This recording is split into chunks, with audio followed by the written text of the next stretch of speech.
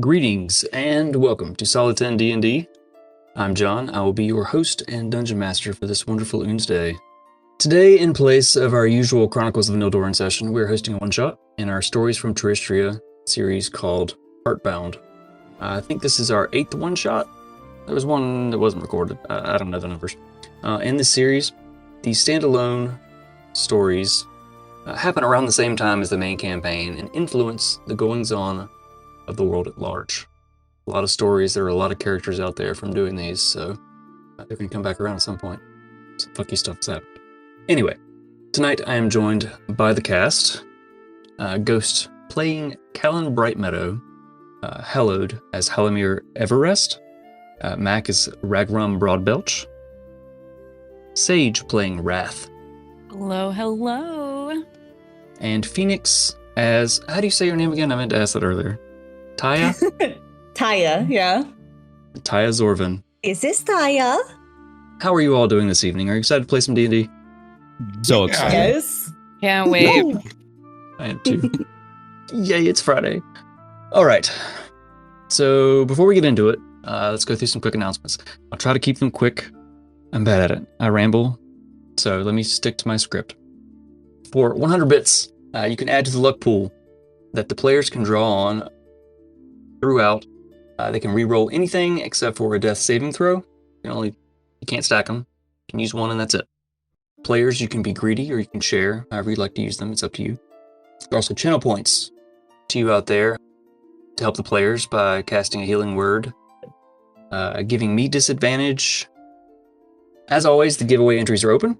You can enter every session and gain one additional entry per stream by rolling a solid 10 on the D20 dice roller. We'll spin the giveaway wheel next month during our next Stories From Truistria one-shot. This one will be DM'd by Bug. We're narrowing down on a date. I think we have 2 dates in mind. We have a few seats open if you'd like to play. You can find a link on our website. Lots of things you can find on the website. You can find links to our podcast. The last Stories From Truistria is on there. It's on Spotify, Apple Podcasts, Amazon Music. You can find our past sessions. It's videos, backstories, merch. There's all kinds of stuff on there if you dig around. Backstories for characters, character sheets for the main campaign. Become a member to receive our newsletter. I think it's supposed to come out tomorrow, so I should probably work on that. 10th of every month, about what's going on, a recap of what's happened in the last month, main campaign sessions, what's happened in the one-shots, what we're working on, what we're cooking. There's a free tier. You can do that to get the newsletter, or if you're feeling generous or want some extra perks, there are several other options. Something we've been doing is if we hit our subscriber goal or bits goal, we will give away a t-shirt from our shop. We'll run a poll to see which one you want, and then we will give it away. Ghost, I think you won one of those, didn't you? I did. I'm wearing it right now. See? Nice. Muscle mommy I protect me. love that one. Awesome. Yeah. I feel like I'm going to need Muscle Mommy's protection tonight, so. So you have to be present. I think it runs for 3 minutes. You have to type ! Enter in the chat, and it chooses randomly. So let's hit some goals. Hop in our Discord. Chat with us anytime. We're always around and talking about something. If you hear something or see something that you like on the stream and you want that on a t-shirt or a mug, whatever you want, let us know, and we'll make it happen. The best way to do that is Discord. We lose the chat sometimes. I think that's all I've got. Now let's meet the cast and characters. First, you can talk about yourselves a little bit, promo what you got going on, and then talk about your character. Just give me their vibe. I'll start. My character is Dungeon Master. I'm also technomancing, so if I'm looking every which direction, I'm looking at all the screens. I've actually DM'd more sessions than I've been a player. I look forward to being a player. I think I'm going to play in the next one shot that Bug's doing. I'm going to have to work out the technomancing aspects of that to prevent spoilers, but also she is going to run a mini campaign that we're going to stream. I'm really excited for that. I'm super excited. I wrote a 32-page backstory that reads as a novel. I'm not even kidding.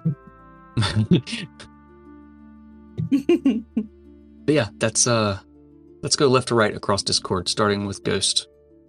Well, give me a minute, because I also wrote a 32-page backstory. So Nice. long ago, no, just joking. Hi, I'm Ghost. I run a I'm here YouTube for it. channel called Ghostlight Games. No, it's called Ghostlight over on YouTube, Ghostlight, and then on Twitch, I'm Ghostlight Games.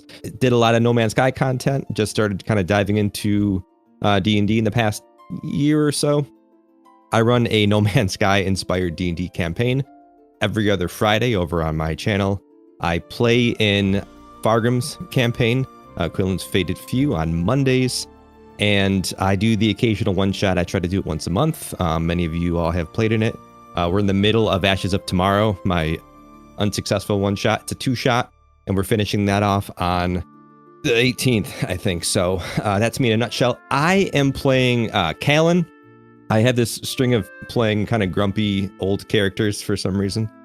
So today I'm going to play like just the nicest, brightest character I can think of. He is a halfling cleric with, of course, a tragic backstory because DMs are all murder hobos, as I previously stated. But I'm interested to see how he interacts with the party. And I'm really happy to be here with you all. So excited. Nice. Next up, we've got Hal. We know your face. My name's Hal, Ricardo. You can find me at Hell at RPG everywhere you look. I DM The Lost Isles on Tuesday night at about 7:30 Pacific. Additionally, I create content on my Patreon. So that includes scenarios, battle maps. If you want battle maps already framed with lights and walls and ready to go check it out. Hell at RPG. Today, I will be playing Halimir Everest. He's born beneath the twilight canopy of the Elven capital, raised in rhythm of magic and music. My mother was a minstrel. My father was a renowned and eccentric head wizard known as Fargrim the Brilliant. I'm now 25 and recently graduated from the Arcanum, a proud 15th year senior, but I roam the land as the Laughing Blade and blend arcane flair with cheerful heroics. But my true goal is to uncover the lost lyrics of the first song. It's supposed to be a mythical spell that said to shape Tristia's ley lines. But it's not for the fame and the fortune, but only because how cool would that be if I actually found it? All right, Mac, what you got? I am Mac the Axe. I don't do anything. No, I'm kidding. I found this internet thing, and then people were playing D&D. It was kind of cool. I play Tuesday nights. I'm over on GM Eric's page playing with the Awesome Blossoms. Other than that, I sit in most everybody's D&D things and just tackle the players. But I am playing Falgrim Broadbelch.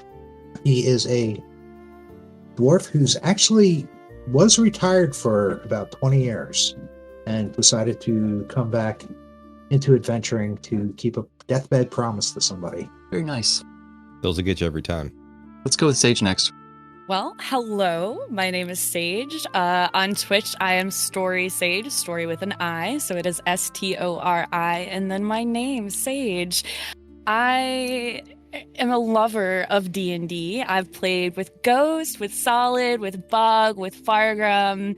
Yeah, so just definitely check me out on Twitch. And I usually play games, lots of choice-based, story-based RPGs. So if you're into D&D, you'll probably love the things I play. Thank you so much for having me. I'm excited to be here. And I today am going to play a pretty quirky half-orc barbarian named Wrath. And if Wrath could introduce themselves to you, they would say something like this. Greetings. My name is Wrath. It is a pleasure to meet you, as I believe they say here. Do forgive me if I err my words, as common remains rather peculiar to me. I hail from a small tribe very far from here, though I am overjoyed to have come across Wexlin in my travels of the outside. This lovely town has proven itself with the finest of wines, the most elegant of paintings, and the most exquisite fabrics and patterns to add to my sophisticated style. Did you know there is a hat shop right down the street that sells the most wondrous of hats? In Wexlin? Yeah, apparently. So much! I'm gonna keep my eye out for that one. It's the haberdashery nobody talks about. Noted hat shop. I already forgot, my voice for my character. Awesome. Phoenix, last but not least. But my name is Jen. I am on Blue Phoenix RPGs. Depending on what Twitch stream you've seen me typing in for D&D, you either call me Blue or Phoenix, most likely. I'm okay with any of the combinations of Blue Phoenix, or you can just call me Jen. So I'm going to be posting something in a few Discords that I have become a part of, some information about one-shots. So if going to be posted in Solid Tents. So obviously, if you haven't gone to join the Discord and see what all cool things Solid 10 has, you could do that. About some one-shots that are coming up on my channel that are going to be leading to a campaign that I'll be running Mondays, and it's going to be at like 11:30 a.m. Pacific time. So very different timing than usual for some D&D.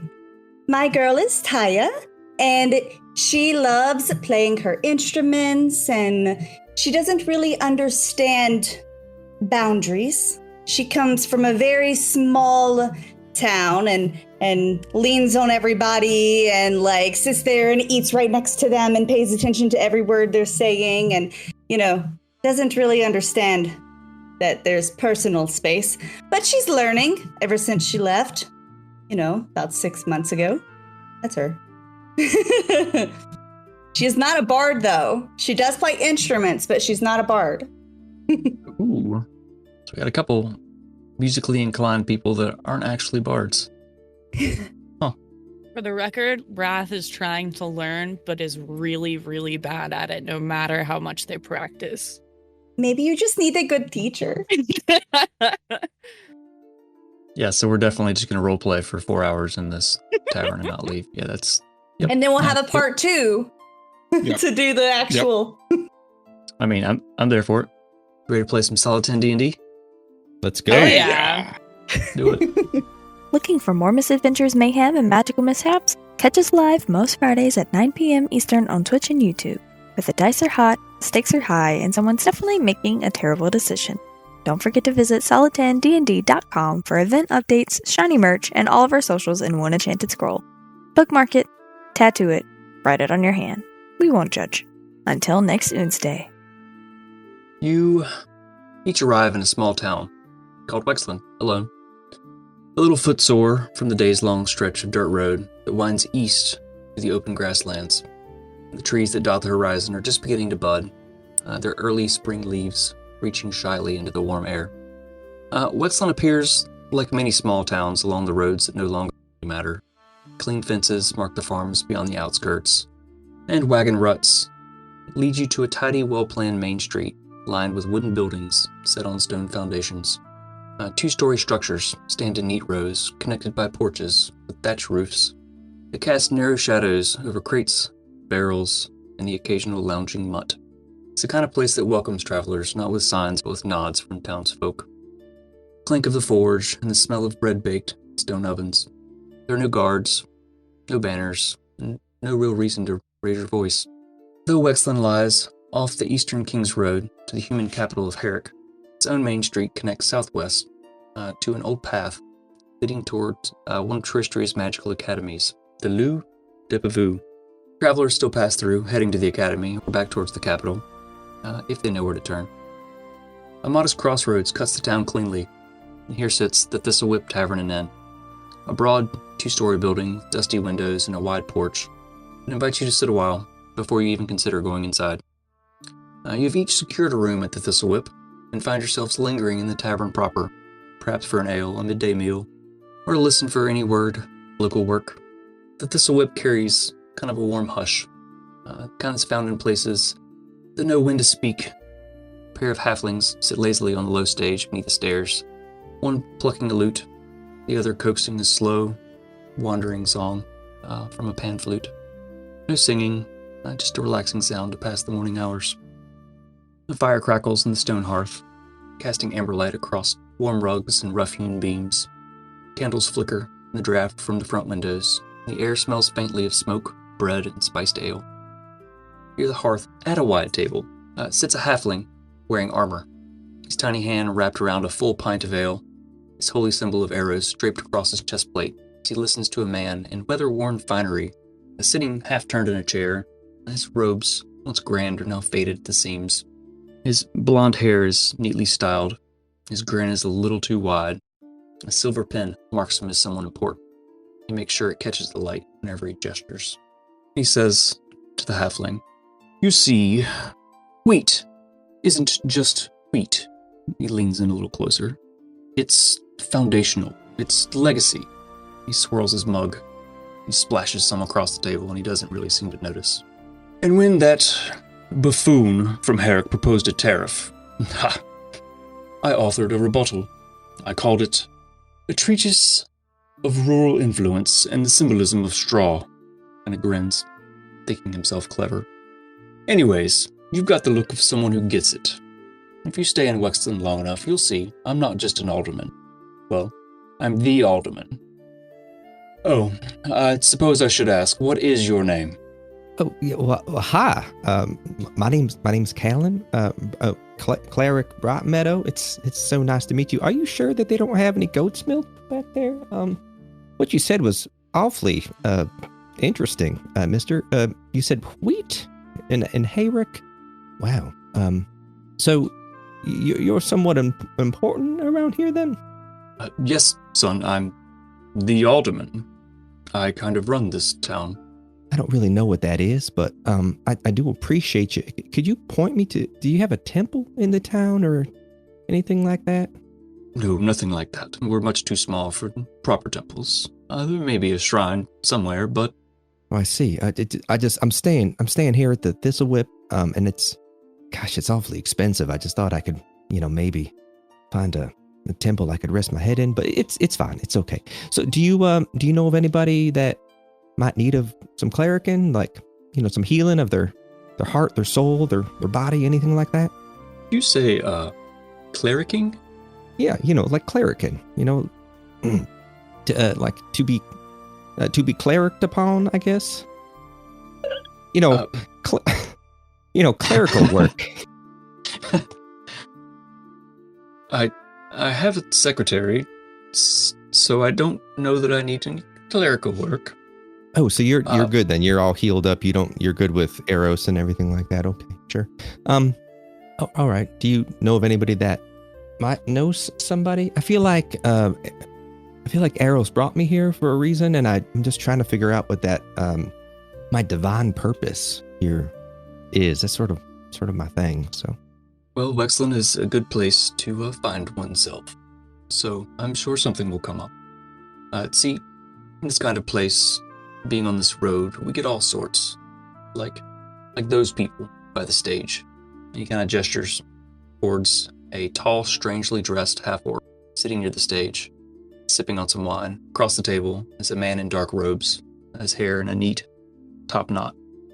Both of them are kind of bobbing their heads to the lazy music, and among them is a pink tiefling, swaying and humming along with the music. He looks at Callan and he says, far too loudly, "You there! Yes, you lot, with the aura of mystery and excellent posture, enjoying the simple music too much. Don't be strangers." He lifts his mug. Do you think they need some clericing? Well, they might. Let's see if they'll join us. I like that green one's jacket, though. I can't breathe enough to talk. So not to laugh, you're killing me, Ghost. Well, I guess, Taya, I'm assuming it's obvious that he's talking to the group that we're sitting there. Yeah, he's... Taya will grab her drink and head over there and sit right beside him and say, "I have never met a stranger in my life. How are you doing?" And then he drinks the drink. Well, I've never been a stranger in my life, actually, to be honest. You talking to me? Well, I wasn't, because you didn't invite me over here, but now I am. And then she moves over and sits next to him and scoots right next to him. Well, hey there. How are you today? Well, I don't have anything to complain about. Listening to some music. This here's my friend. He's a balderman. I think that he does something with hair or Alderman, son. Oh, my mistake. Sorry about that, sir. I still don't know what that is. He said something about, I think he farms wheat. It's like a mayor. Oh, I'm sorry. My apologies, Mayor. I spend a lot of time around humans, but... Is this your first time out in the world, little one? Well, yeah, kind of. I've been kind of holed up in a temple for like 40 years or so. But, I just got out. Not that they were holding me against my will or anything, but I just I just am making my way in the world, and yeah, this is my first time. Looking at you, you can see his eyes kind of glaze over after about the 8th word. So you're the alderman? yes, are your friends going to join us? Okay, so I assume that Ty and I have at least interacted kind of because we were in the same place. So holding my wine, of course, I'm going to kind of creep forward to Ty's side and bow my head so I can speak to her a little bit more clearly. And then I'm going to whisper in what is clearly not a whisper. I believe it is accustomed to allow individuals their, what is it called, personal space? Am I confused on that? And then she turns and looks to Helen, who she doesn't know his name. He said he's never been a stranger, and I've never known one. So, I mean, it's fine. Hi, I'm Kalen. Now I'm not a stranger to you. She's going to turn around and, like, lean back on Kalen, like, on his shoulder, and then, like, pull her feet up and look over to to Wrath. And she's just going to be like, see, it's fine. Isn't this fine? Ma'am, I'm a halfling. I'm not putting all of my weight on you. No, it's as long as you're comfortable, that's okay. I'm going to pull up a chair on his other side. Our chairs are touching. Yeah, and my giant muscled thigh is like encroaching on Callan's space, and I my elbow is so big. It's like, yeah, exactly. And I'm just kind of like sipping, drinking my wine. And what's your name? Oh, greetings. My name is Wrath. Well, it's nice to meet you, Wrath. I'm Kalen Brightmeadow. Are you a Balderman too? A Alderman, son. Alderman. Are you, sorry. Are you an alderman too? What is an alderman?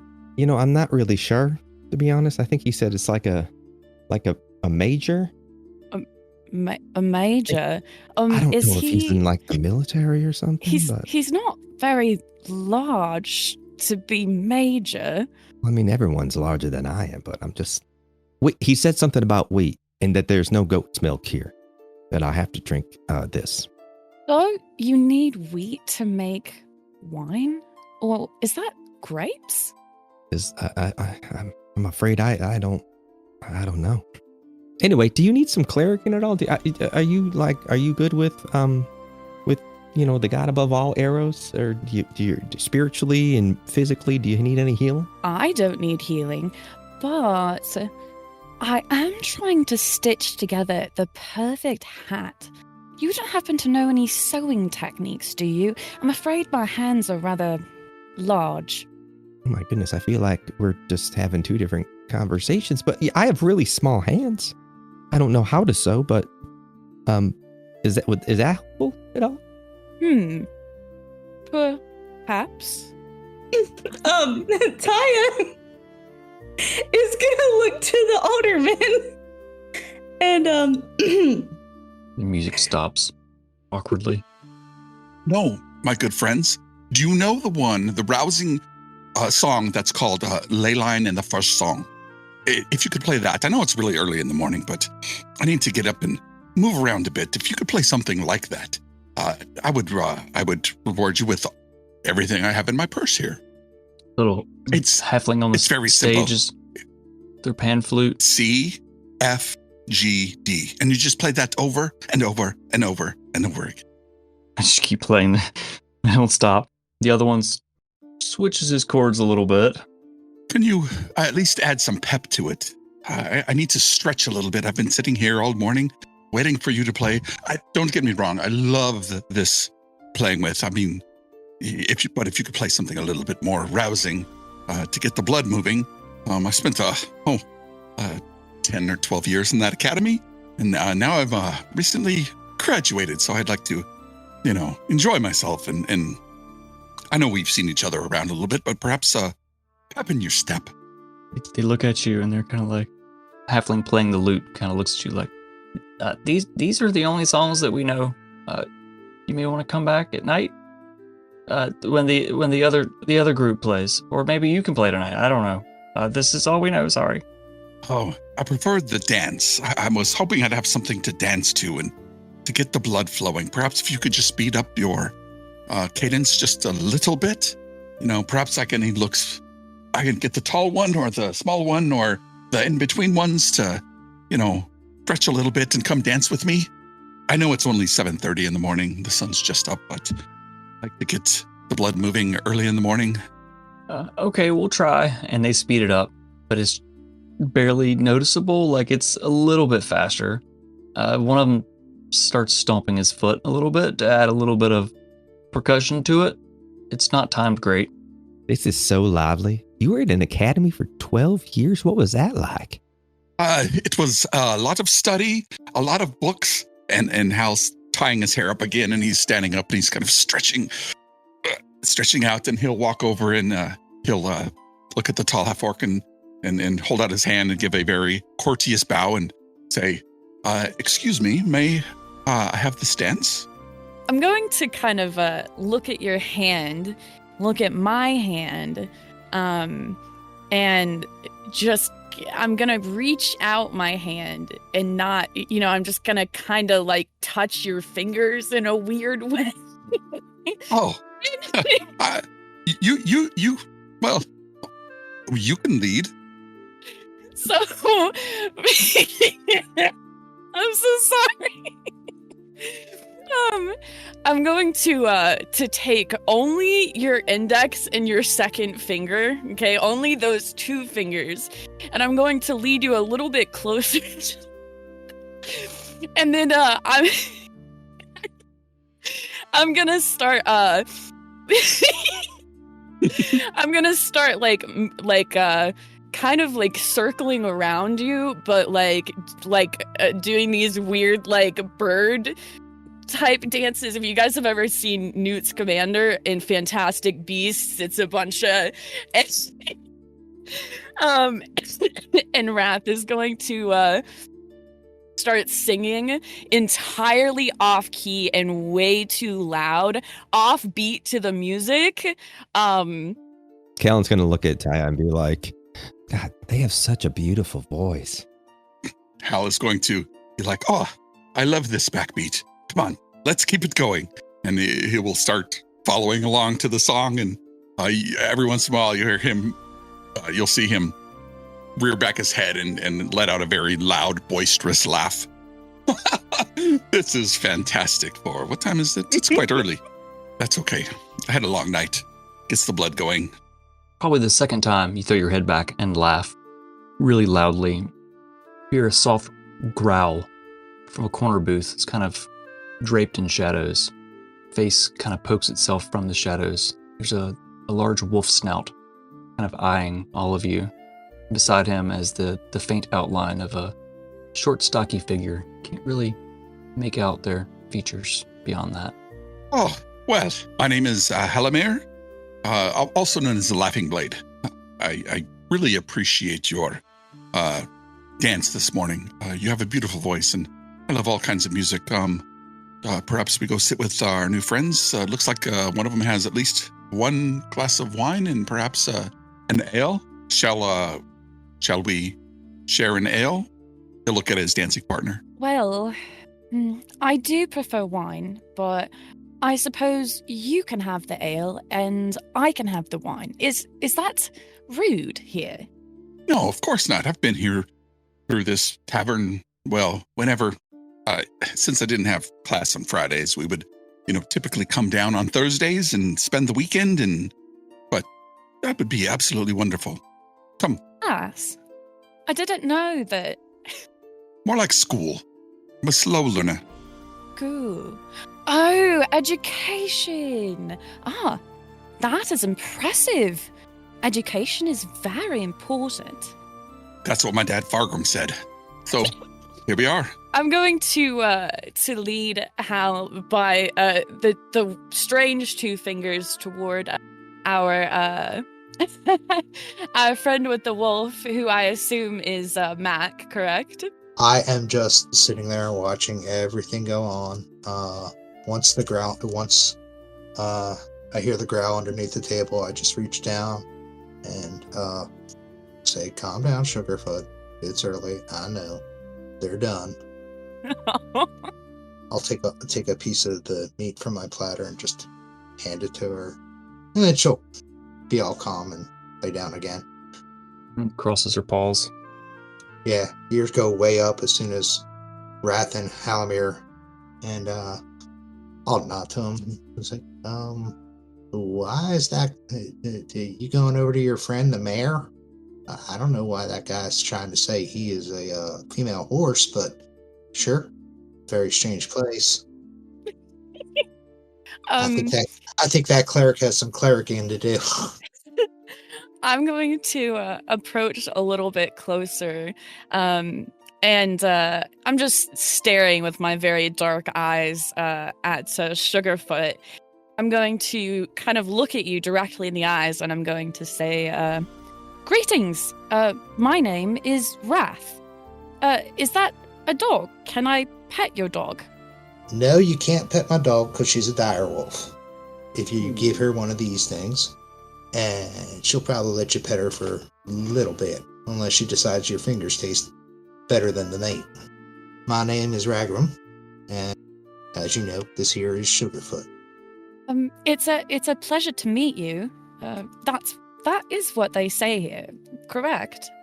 I don't know what they really say here, but pleasure to meet is always something that's nice to say when you're meeting somebody. So it's a pleasure to meet you too. I'm going to take the little scrap of food or jerky I assume that you gave me, and I'm going to just kind of crouch down more towards Sugarfoot's level and kind of like hold out the treat for her and say, "Greetings, my name is Wrath. It is a pleasure to meet you." And Sugarfoot will slowly crawl out because she's not going to answer you. But she is actually very young. So she's the size of a full-size German Shepherd, Husky type dog. But for a direwolf, she's tiny, which is the only way she can fit under a table. She will come up and she will take the meat from you, and she'll look over, sniff you, look at Halamir, and look at everyone. When she looks at the alderman, she will bare her teeth. But then she'll go back down underneath the table. And she has growled every time he said alderman. Well met, my good friend. Would you see you're having a morning ale? Would you care for another? Oh, sure. I'll be right back. I am having wine if you prefer wine. I am more of an ale person, but thank you for the offer. Callan's going to see you walking towards the bar and hold up his tankard as offering it to you. All right, my good friend. Here, let me get that one for you too. Yeah, I think this one may have gone a little bad, but I just prefer goat's milk, that's all. And by the time all this has happened, Taya has turned around to face him and is sitting crisscross applesauce, right, on her chair facing him. It's like, what exactly is clericing? What do you do? Well, you know, I do. Talking. I do the Lord's work, the God, Eros. Do you know Eros, the the one God above everything? I sort of go out wherever Eros guides me, and then I just look for my divine purpose. So I'm just sort of here doing that, looking for my divine purpose. Do you need any healing spiritually, physically, anything like that? She just kind of looks at him for a second. Well, I mean, you'd be a couple years too late for that. But, I mean, everyone always needs healing. I mean, yeah. You could be helpful everywhere. Well, I'm trying. I sure am. Do you think they have goat's milk here? I mean, I'll go ask. And she's going to stand up, and she's going to go over to the barkeep. Galen's going to hop down with like a thud, pitter-patter behind her. Sugarfoot's going to slip out from underneath the table and go right behind Galen because she thinks it's a child. I'm going to sort of look over my shoulder. Oh, no, friends. I'll be more than happy to bring your drinks to your table. You said goat's milk, ale, wine, and he'll look towards Taya and say, would you care for a drink, wine, or ale? What's your pleasure? Drink whatever people give me. What did somebody give you last? Oh, I'll give you, how about a wine and an ale, and then you can choose or mix them together, or not too many in the morning. Are you positive you don't need some help? I do not perceive multiple arms. They've just got a serving tray in the back, and sometimes when I get bored on Thursdays or Fridays, we'll come in here and I'll go ahead and make a few extra coin by, serving the bar. And he'll ask the barkeep, I need 2 morning ales, 2 of the red wine, maybe. And he looks back over.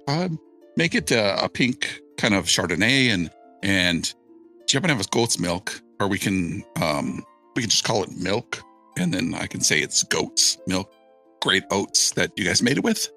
Knowing this place, you know the bartender, a dwarf named Ulf. He's older. He's a grumpy, kind of tired, surly fellow, but he's friendly. He kind of squints his eyes at you like, you say pink? Yes, you take... Taya's right there beside him, by the way. She didn't leave. She went right up next to him and leans over and is just listening to him. Yeah, just the white with a little bit of the crisp, the sparkly white with a dark red Cabernet perhaps, and just mix them together. You know damn well we don't have that here. We've got ale, we've got some wine. It's not good wine either. And, I could probably find some milk. What kind did he say? Did you say, goat? He said goats or oats. I don't remember exactly. It was goats. Gonna be petting the dog behind me very carefully, and then I'm gonna be tugging on your cape. Did they say they had some goat's milk? They said it's either goats or oats. How do you milk an oat? Maybe you just smash it together really hard? Well, I'll try anything once, I suppose. Is that so? I don't understand what's so funny about that. It's good to have, keep your options open, I think. Having a diversified palate, I think is... Any jokes just fly right over Callan's head. Also mine, but in this case, Callan's. It's flying across everybody's heads. Let me get your ales and your wine. All right. The goats. I'll see what I can do. Starts pouring the ales and stuff. While he's doing this, the alderman the entire time has been watching Sugarfoot. Taya sits on the counter. Callan's fully petting Sugarfoot at this time, really loving up on the dog, even though, you really shouldn't be, because it's clearly something dangerous that could eat him in an bite. He's going to say, Eros, please bless this faithful friend. Keep them safe and happy and just loved for all of their days. He's going to give a little pat. Can I keep him? I'll walk over and Sugarfoot will sit down, which probably still puts him a head taller than Kaylin. Hi. How you doing? Don't worry about it. She's a pushover right now. You did good petting her. Oh, she's just a little lovey, isn't she? Yeah, and she doesn't hurt children. I'm Rackham. I'll take a note of that, I suppose. I'm Callan. It's nice to meet you. Do you need any healing, spiritually or physically? No, I'm good, but thank you. See, everyone here is good. Well, I suppose that's good. We could probably find you some people that need healing. See, everyone keeps saying that, but everyone here is good, so... Well, we could always start some trouble and make it that we could... Well, you don't have to go out of your way for me. I'm good just waiting. Thank you. Thank you, I'm just saying that because the older man over there is listening to us. Oh, he's like a major. I thought he was saying that he was like a female horse. A mare. Oh, you know what? I get what you're laying down. I really do. They something about wheat. Maybe they were. Maybe he was eating wheat. He said a turf? I don't know what that is either. Turf, like the ground. I don't know. I think he needs healing. He's not right. I asked him already. He said he didn't. Well, if he got kicked in the head by a mare, he might not know that he needs healing. That's true. I don't see any signs of trauma though, and I've had some training, little medical training. I mean, most of my time at the temple was mopping and praying, but I mean, there was. I don't have any healing and temple training, but just noticing people in a bar, you kind of notice when they start twitching when they get hit a little too hard, kicked by an animal. You didn't see his eye. You haven't seen his eye like start moving on its own, have you? I mean, no, it's pretty high up for me. I could introduce you. I don't really know their name though. Do I know their name? Well, let's go. We can go talk to them if you like. Yeah, I'll join the rest since the dark one invited me offered to get me a drink, and dark and the brightly one. All right, he's gonna slowly like pull himself back up on the bench and get back where he was. He'd be like, Major Alderman, this is Ragram, and this is Sugarfoot. Sugarfoot's gonna position herself like right behind Kayla, kind of, if he falls off the back of the thing, lands on her instead of on the ground and hurt himself. Yeah, so Sugarfoot positions behind. She's like head over his, watching the alderman. He's just kicking his feet. She's like a backrest for Kaelin. She basically assumes this is a child. And she's just being protective. Oh, look, she's smiling at you. Ulf turns around and gives Halimir the ales and the wine. Hal will make a gesture and grab the serving tray, and he'll bring it over to him, and then he'll pile it on, and then he'll do a twirl, like 360, 720 maybe, and he'll start moving between the tables very deftly, kind of just... Let's roll some dice. Whistling under his breath. Roll a performance check. Uh-oh. We've been going for a minute. It's time to roll some dice. And Ty is just sitting there on the counter watching him twirling. A 17? Oh, yeah. Yes, sir. You nail it. And he'll quickly, deftly put it in front of everybody. And then he'll walk back towards Taya and then give a slight bow and then give them their glass of wine. He's like a wizard.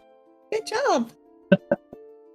He's like a wizard. And then she'll hop down before she grabs it. The wine. Ulf wanders out, like through and out the back door. As he wanders out, an old man kind of wanders in, kind of hobbling. He's got a walking stick. Just looking around. He looks haggard. He's kind of got this patchy beard. Kind of looks around, and the alderman sits up. Old man Brickle, told you, not in here. Go on, go outside.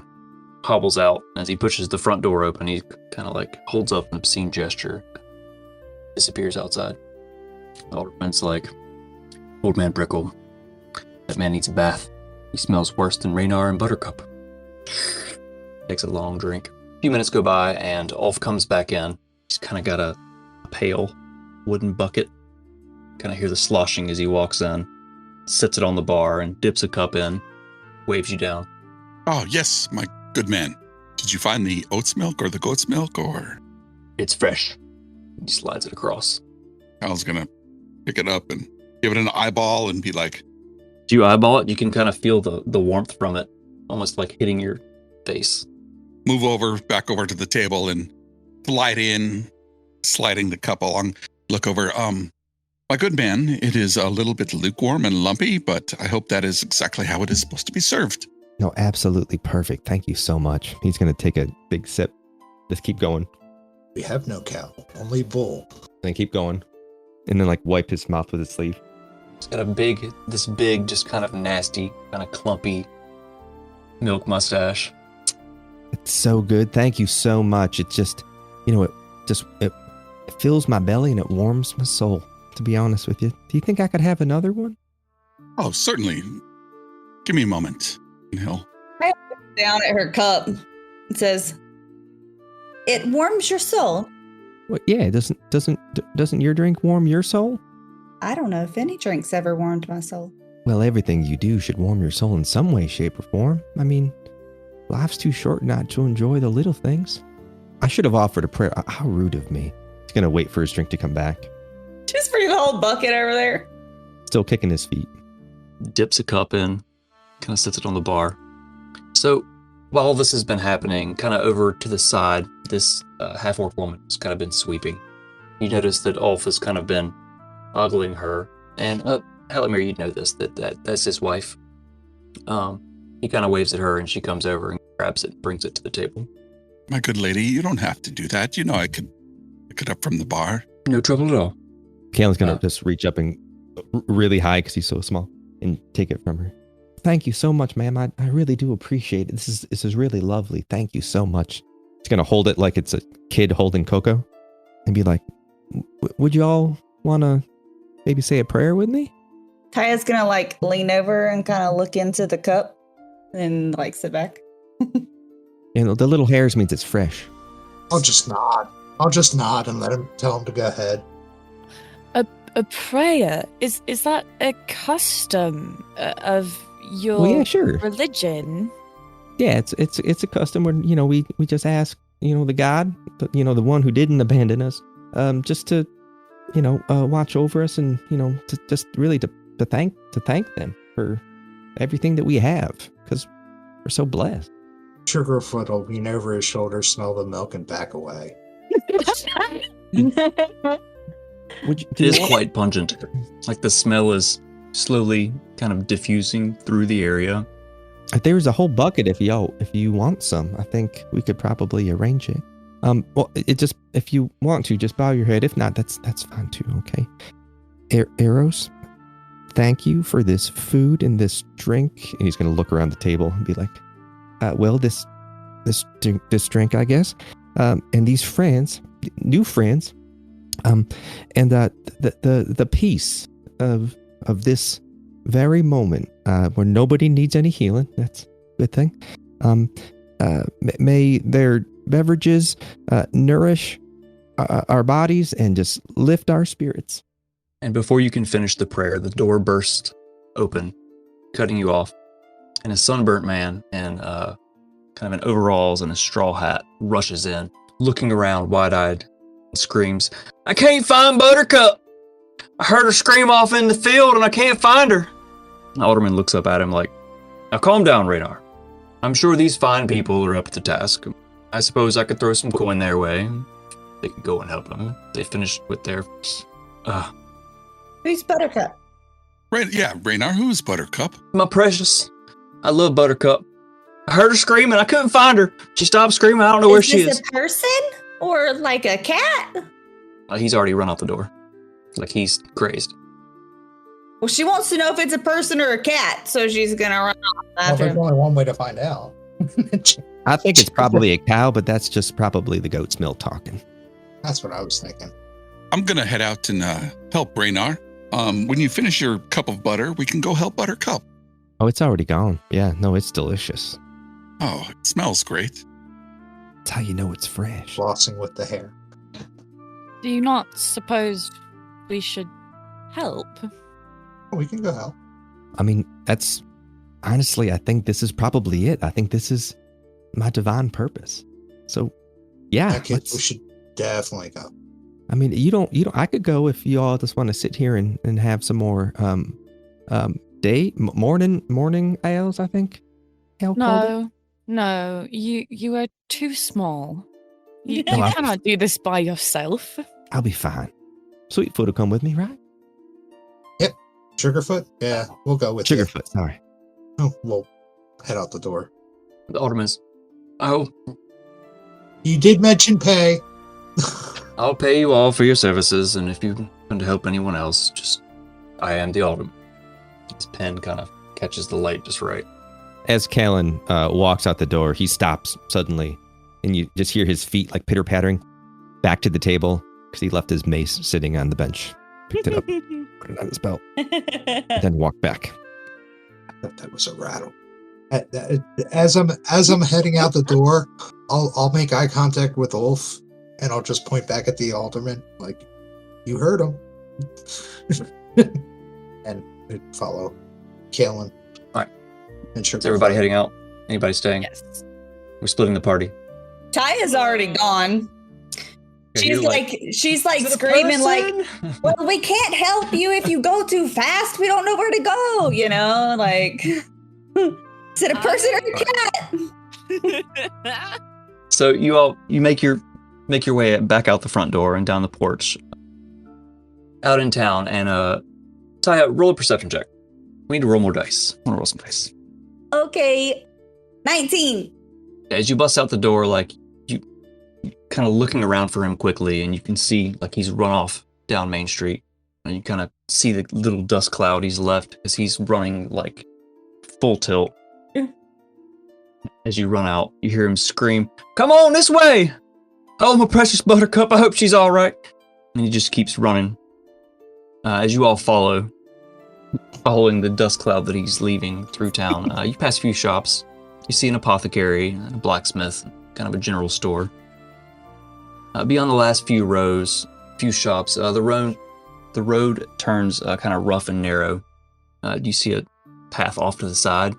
And you've heard speak in your time here that it leads to the swamps, some old ruins. No one ever really goes there. But you follow the dust trail the other way, down another rough road. It's lined with fence and tall grass. It's kind of blowing in the wind. And you come to a small house. It's got lots of pens around back. Just all types of farm creatures running around. To a grass field, and you can see Raynar has stopped. He's kind of cupping his hands. "Buttercup!" You finally catch up to him. "Come on, you lot, let's find her." Is it a person or a cat? "It's Buttercup." Well, if I don't know what I'm looking for, I can't find it. Look, I found Buttercup. Points at a flower. Is it a buttercup? See, I don't know what Buttercup looks like. You know her when you see her. She needs your help. Well, that can't be a good sign. Okay, I don't really think I trust this person. They can't tell me what Buttercup looks like. It might just be an education thing. She's just kind of like, she's on guard now. Doesn't trust this person. Can't even. Do you want to roll an insight check? Sure. What are you trying to gather from this? To see if he's leading us into a trap for some unknown reason. Like, I don't know, some hag in the woods that wants him to lure people in for some reason, because he can't tell me Buttercup's a cat or a person. So roll an insight check for me. It doesn't make any sense. A 12. From what you can tell, he's not trying to lead you into a trap. He seems genuinely distressed about Buttercup. Oh, I'll take Sugarfoot and start looking. Hey, y'all. Kalen's just catching up to y'all now with his little feet. He's also carrying his big shield on his breastplate. He's looking kind of green because he's been running with his belly full of milk. Hey, don't worry there, mister. We will do our best to find your missing Buttercup. May the God above all just light the way to guide us to whatever's needed be found, and whatever's forgotten be remembered. Sort of like look around for some sort of acknowledgement from everybody. May I ask, my good friend, Raynar, what color is Buttercup? Well, she flesh color, like me and you. She wears this. It's nice. Oh, perfect. Hal will take his cape off, and he'll spin it in his hand, and he'll push the little hole through, and then spin it around, and then a little yellow-colored canary pops out. All right, we need to find Buttercup. It's the same color as this person here, and got a little yellow ribbon. No rhythm, ribbon. Go find him, and I will send his familiar into the air. Wow, you are a wizard. Did you just speak to that canary? Yeah, that's my canary. Oh, okay. Kind of like our friend here's, did you say Sweetfoot? No, you said Sugarfoot. Excuse me. Sugarfoot. That's right. We're close. We're friends. My companion and their companion. I suppose that does make some sense. So what's the range that you can be tethered with? Like 100 feet with your familiar? I can send it out. I can communicate with it within 100 feet, but then it can go out and do its own little thing flying around. Yeah, but it'll do my command and then come back. Maybe. All right, so roll a perception check with the canary stats. And while you're doing this, Kalen's going to put his hand on you and cast guidance. So let me just roll it flat. It's probably perception as a little bird. It may have a +1. Yeah, that's a 7. The bird probably just flies away. Like, and it's just like, just flies off. You're watching through its eyes until it breaks through the range. I'm sure they'll come back momentarily. I thought you said you were friends. We are friends. You didn't hear what it said to me before it left, right? It spoke to you? It said I'll be right back. Oh. I Roll did not hear. Roll a deception check. That's a natural 1. Oh, he's lying? He is so lying. Like, he looks awkward as shit when he says to be right back. Like, it's just written all over his face. Hard to miss. Oh, I see. So your attempt was a failure in that case. Those things get expensive. You have to go to the Southlands to get one, and now I have to go find another one. Dang. Kalen's going to reach up and grab your hand and be like, "It's okay, Hale. I'm sure it'll come back. Just be patient." Okay. So I'll eventually get 9 more of those back. All right. Does anybody else have any ideas? Perhaps Sugarfoot can... Where did you last see Buttercup? I saw her just right here. 20 minutes ago, I heard her scream, and I ran out in the grass, and I looked around, and I couldn't find her. I'm sorry. Did you say you heard her scream? Cows can scream. Like, how did it sound? It's too terrible. I can't do the sound. Oh, come on, my good friend. I think you could. So it is a cow. Okay.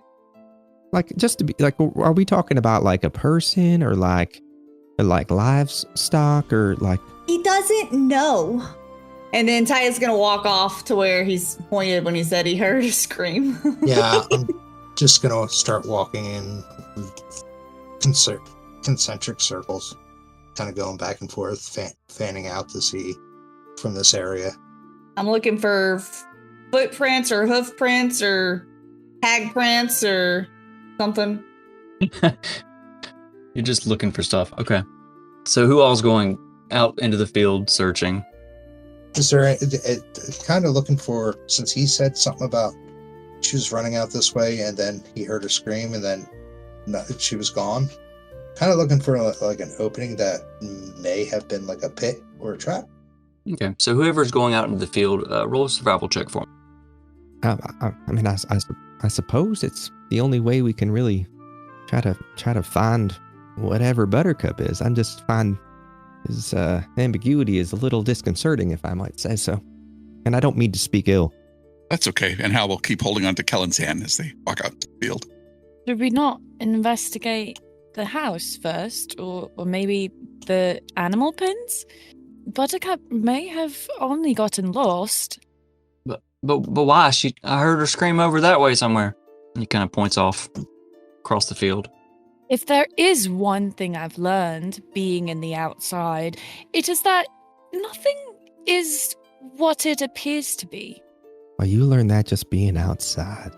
Raynar looks at you and he's very confused. I need to pay better attention. Oh my gosh, this group. So what are you guys doing? I think we should go to where that screaming was, everybody. I mean, seems like the most logical course of action. I'm gonna follow them. And actually, I would like to attempt to pick up Callan as well as his shield. And, as I'm walking in that very Baldur's Gate 3 sort of halfling. Yep. You gonna put him on your shoulders? Yeah. Oh, here we go. Callan, how much do you weigh? Oh, geez, I don't remember. It's Before or after the 100 pounds of gear? He weighs exactly the gear. I weigh 40 pounds according to my character sheet. So you're carrying 40 pounds. So I imagine you Yeah, Wrath, you don't have to roll. You just pick him up. Good, I was worried you're going to drop me. Callan's going to be like, "Oh, okay, here we go. This is happening. All right." Ugh. Perhaps you might have a better view from there. No, I do appreciate it. Between you and I, my legs were getting really tired. Hey, did you see the hat shop in town? I know you were talking about hats, right? Right. That hat shop is absolutely exquisite.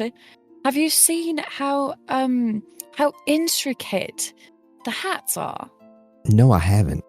You have not been in? No, I was running by it and I was sweating bullets. I have a belly full of milk. Hey, are we going this way? So, Callan, roll a perception check with advantage. Oh, boy. Because I'll consider being on Wrath's shoulders as for helping you. And you're, also 8 feet, 9 feet in the air. And roll. 21. Yo, Okay. let's go.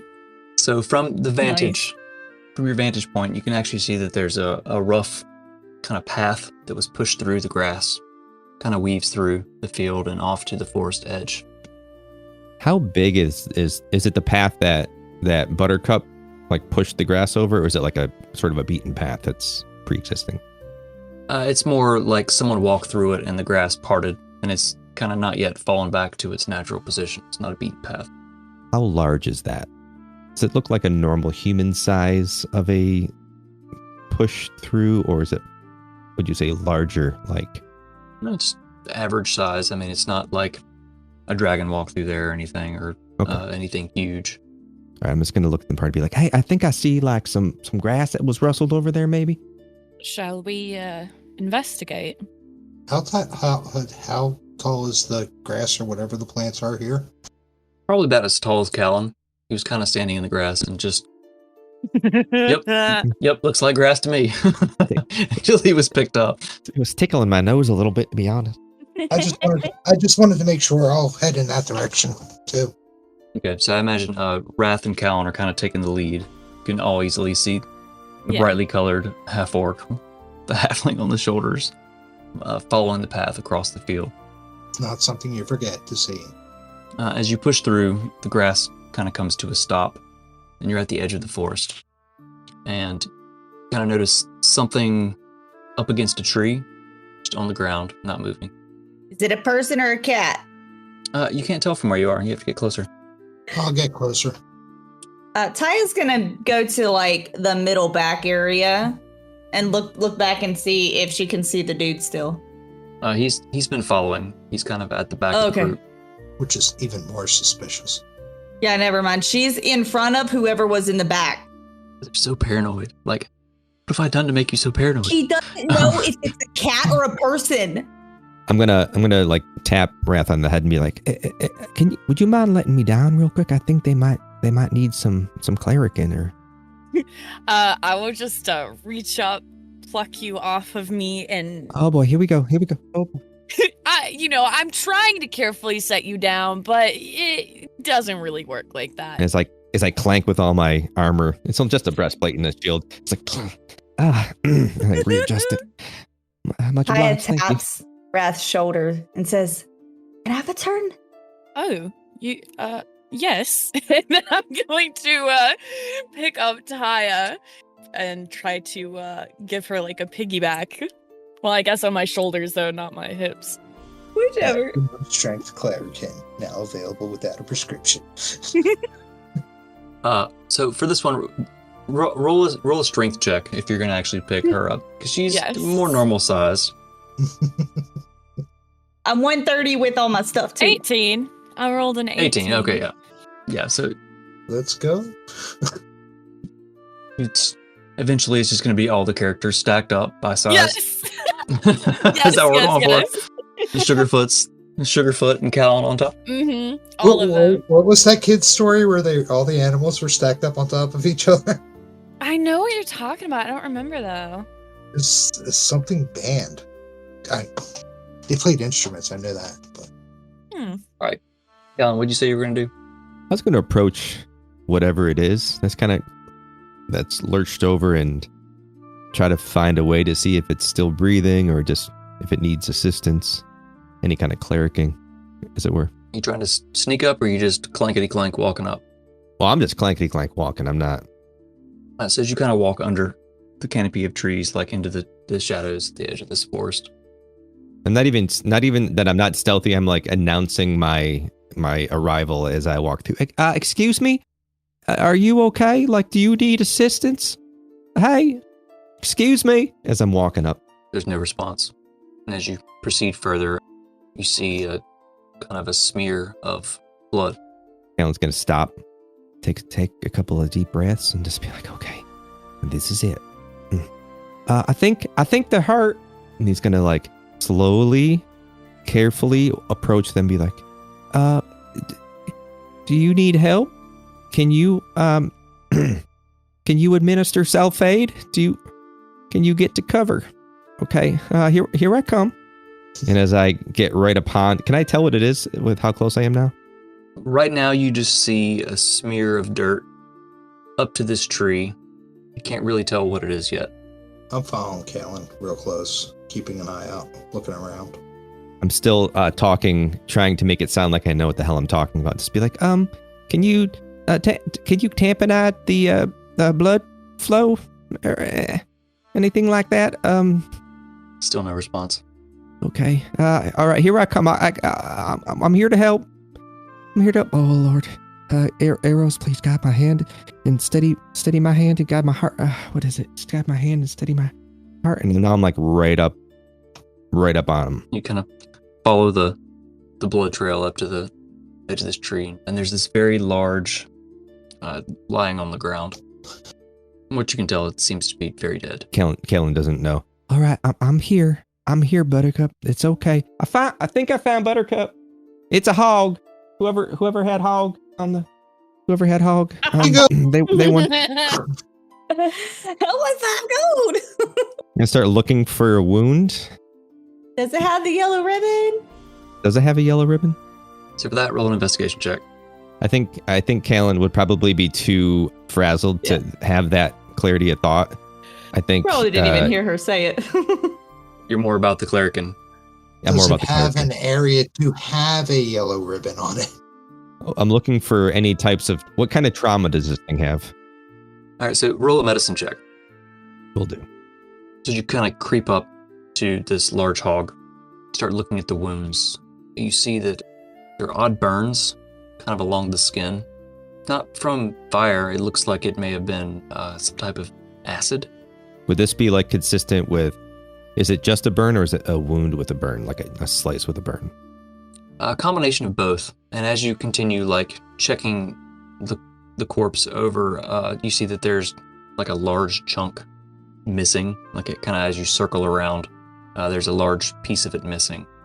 All right, he's still going to reach down and check a femoral artery despite the partial missing. Okay, I have 2 questions before the rest of them get here. Okay, what you got? First one would be, do I recognize the wounds as any kind of attack that I would have seen before in adventuring, like a spider or scorpion or, something like it that would have like acid claw type things? Roll a nature check. All right. Then my second question is, actually, it's a direct question for 6. It doesn't look like anything you've seen before. Okay, how do I have a -1 in nature? This question is more for Kalen. Have you been healing, clericing long? Just based on his reactions. I have been studying to be a cleric for about, I've been with the temple since I was like 5, but this is really my first go around about it. I've just been sort of walking, trying to find people to help, but what I can tell you this though, you see these scars here? There's some slashing, which is sort of indicative of like some sort of a blade of some kind.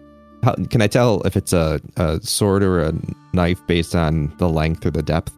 Would you roll like a 25 on your medicine check? It does look like slashing, but it doesn't look like from a blade.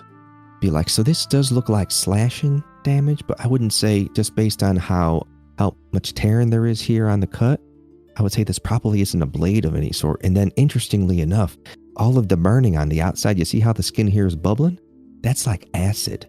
So I don't really know what happened, but, and as he's still holding the femoral artery, this hog is dead.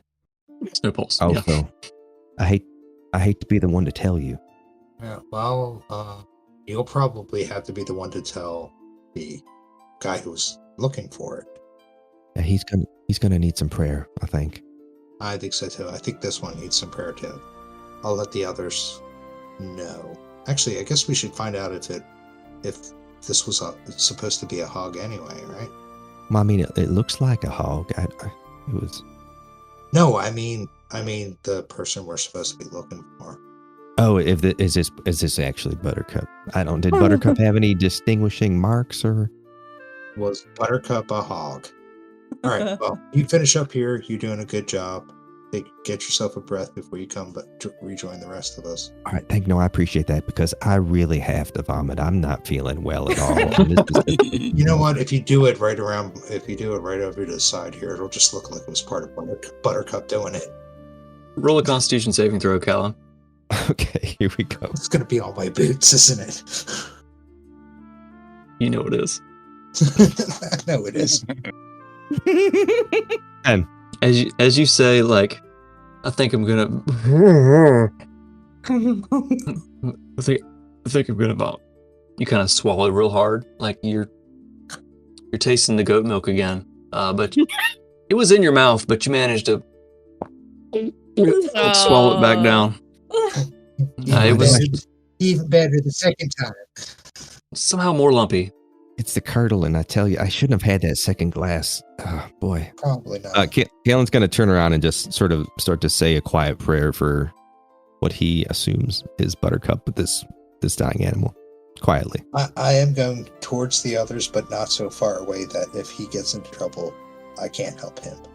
While that was happening, Taya like leans over and is like using dancing lights to make wrath and be like, look, and this is how you were dancing. And like moving the light around. Her face is like right here, you know, like right next to you. Like her arms are, she's showing you the Pantomime in front of the eyes. Oh, wow. This is so pretty. I did not know that people could create such things from nothing. Is that really what I looked like? Isn't it so pretty? Look. And then makes the dance more. I have never considered becoming a professional dancer, but I have learned many dancing skills since my expedition to the outside. Perhaps it is something I might pursue. Although, first, I must learn my instrument. Oh, I can play the instrument too. She like pulls out her lyre and starts playing. Just kind of like rest it kind of, you know, like off to the side, you know. On your shoulder. Or technically her thigh, I guess. I don't know. So about the time Kellen's going, just random music starts playing off in the field. As he's praying quietly to himself over this hawk, he sort of hears the music, and in his mind, in a way, he kind of feels like it's Eros sort of like comforting him, like almost saying like, "Hey, you're doing a good job," and he finds some sort of kind of peace in this light melody that he hears on the wind. And then he hears somebody singing as Hal walks up. Forever and ever, say a little prayer for you.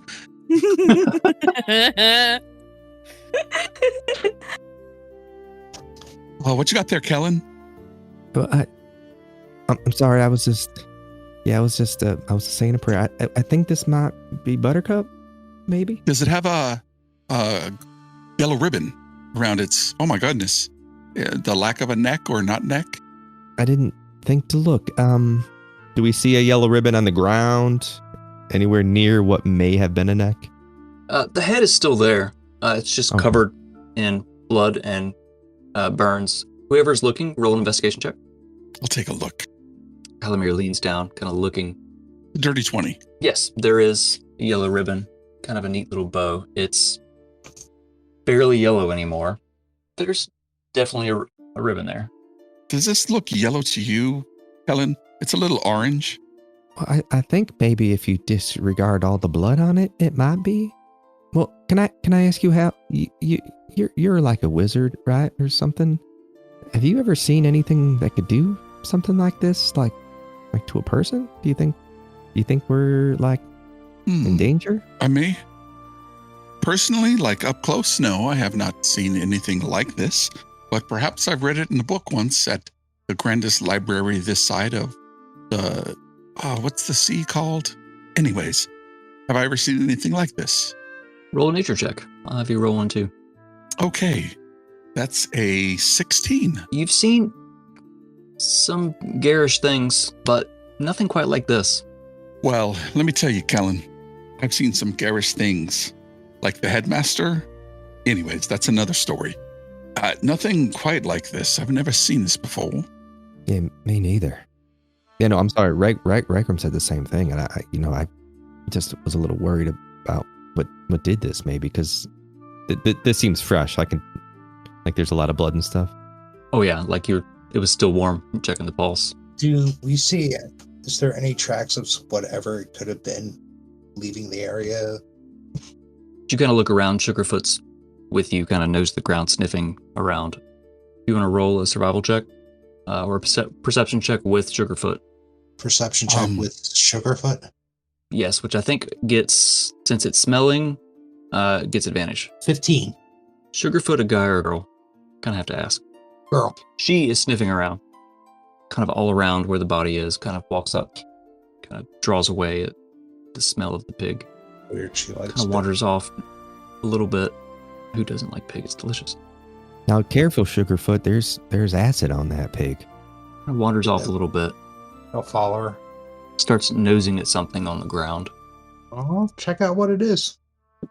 Carefully. You walk up and kind of push Sugarfoot aside, and there's a small sack on the ground, like a little pouch. Just no label on it. Kind of not too far off from it there. It looks like there's a walking stick that's broken, kind of just tossed. Okay. Do they look like they're covered in acid? Okay. I'll pick up the walking stick and the pouch and bring them back to everybody and say, wasn't that old man the older man kicked out? I do believe so. Was his name not Brickle? Yeah, something like that. Pickle, Brickle. Old man Pickle. You guys are the I didn't names find tonight. an old man pickle. Oh my god. What the hell did this beast do to this guy? Sugarfoot's still kind of sniffing around. At this point, you hear just this loud wail as Raynar's finally kind of crept up behind y'all, and he sees Buttercup on the ground, eviscerated. Helen, I think that man needs some Claritin. Yeah. He drops to the ground and he just looks up at the sky and just, no, Buttercup, why? Sir, times can be hard. I understand, but don't think about the state in which Buttercup's in now. Think about all the time that you spent with Buttercup before this. Those are the memories that you hang on to. You shouldn't. This shouldn't be the way that you remember Buttercup. Come, we'll take care of this. You should go back to the house, get some rest, maybe do some praying. I can come up and pray with you when we're done here, if you'd like. Roll a persuasion check. He's just sobbing. Okay. He kind of just slowly pulls himself up to his feet, like a man just defeated, lost his true love. Kaya looks down and finally notices that it's a boar, and the music stops with a just a. Yeah, there's been this cheerful music the whole time as he's screaming. Well, no, it was it was more like soft music, not necessarily cheerful. Mood appropriate. As soon as she notices it's a boar, she stops. And then I would say Wrath probably notices her tense up. And then She puts her instrument away and then just doesn't say anything. Why did you stop? The music was pretty. She's quiet for just a second, and she kind of clears her throat. Well, there's just haven't seen. It's just reminding me of things. Could you put me down? If you say so. And then I will pick her up and put her back on the ground a little bit easier, because you're not so tiny, so you're just a little bit better this time. She just kind of like puts her hand on her stomach and swallows, looks away from the board and says, thank you, and walks away. Ooh. Does Callan see this? I think you're probably comforting Reinar at this point. Oh, okay. She disappears behind some tree down somewhere. I'll walk over to Hal and kind of just stand next to him and say, I do believe this is the first time our cleric has had to deal with something like this in the field, so to speak. He said he was outstanding in his field, but I'm not sure he meant it literally. This is, I think this is his field test. I agree. So far, he seems to be doing okay, but he doesn't have the constitution built up yet. Well, at least he's not bored. This is true, because, we don't want him to make a pig out of himself. Yeah, that would be downright dastardly. But is Taya? We see her walking down the road. I wonder you think they found something, or? Well, I did find that old man Pickle. That's his name now. The guy that the older man kicked out of the bar. Yeah. I did find his stuff. So I think he might be a victim. She might be looking for some more stuff. Yeah. I thought you were going way another direction. I've read too many books. Yeah, let's go check. Yeah. Let's go check. And we'll make our way over towards Taya as Taya kind of walked away from the group. I'll be whistling on the way, arriving there, making their presence known. Excuse me, is everything okay? He says from quite a distance away. Yeah, we'll stop a respectable distance to give her if she needs privacy. I mean, sure. Depends. And then she just... Would you like this mint? It has been in my pocket for a moment, but I am sure it still has its taste. There's another moment of silence. I need maybe 3 minutes. Wrath, perhaps you can give that to Kellen. Have you smelt his breath? Wolf. Twice baked goat's milk. Oh no.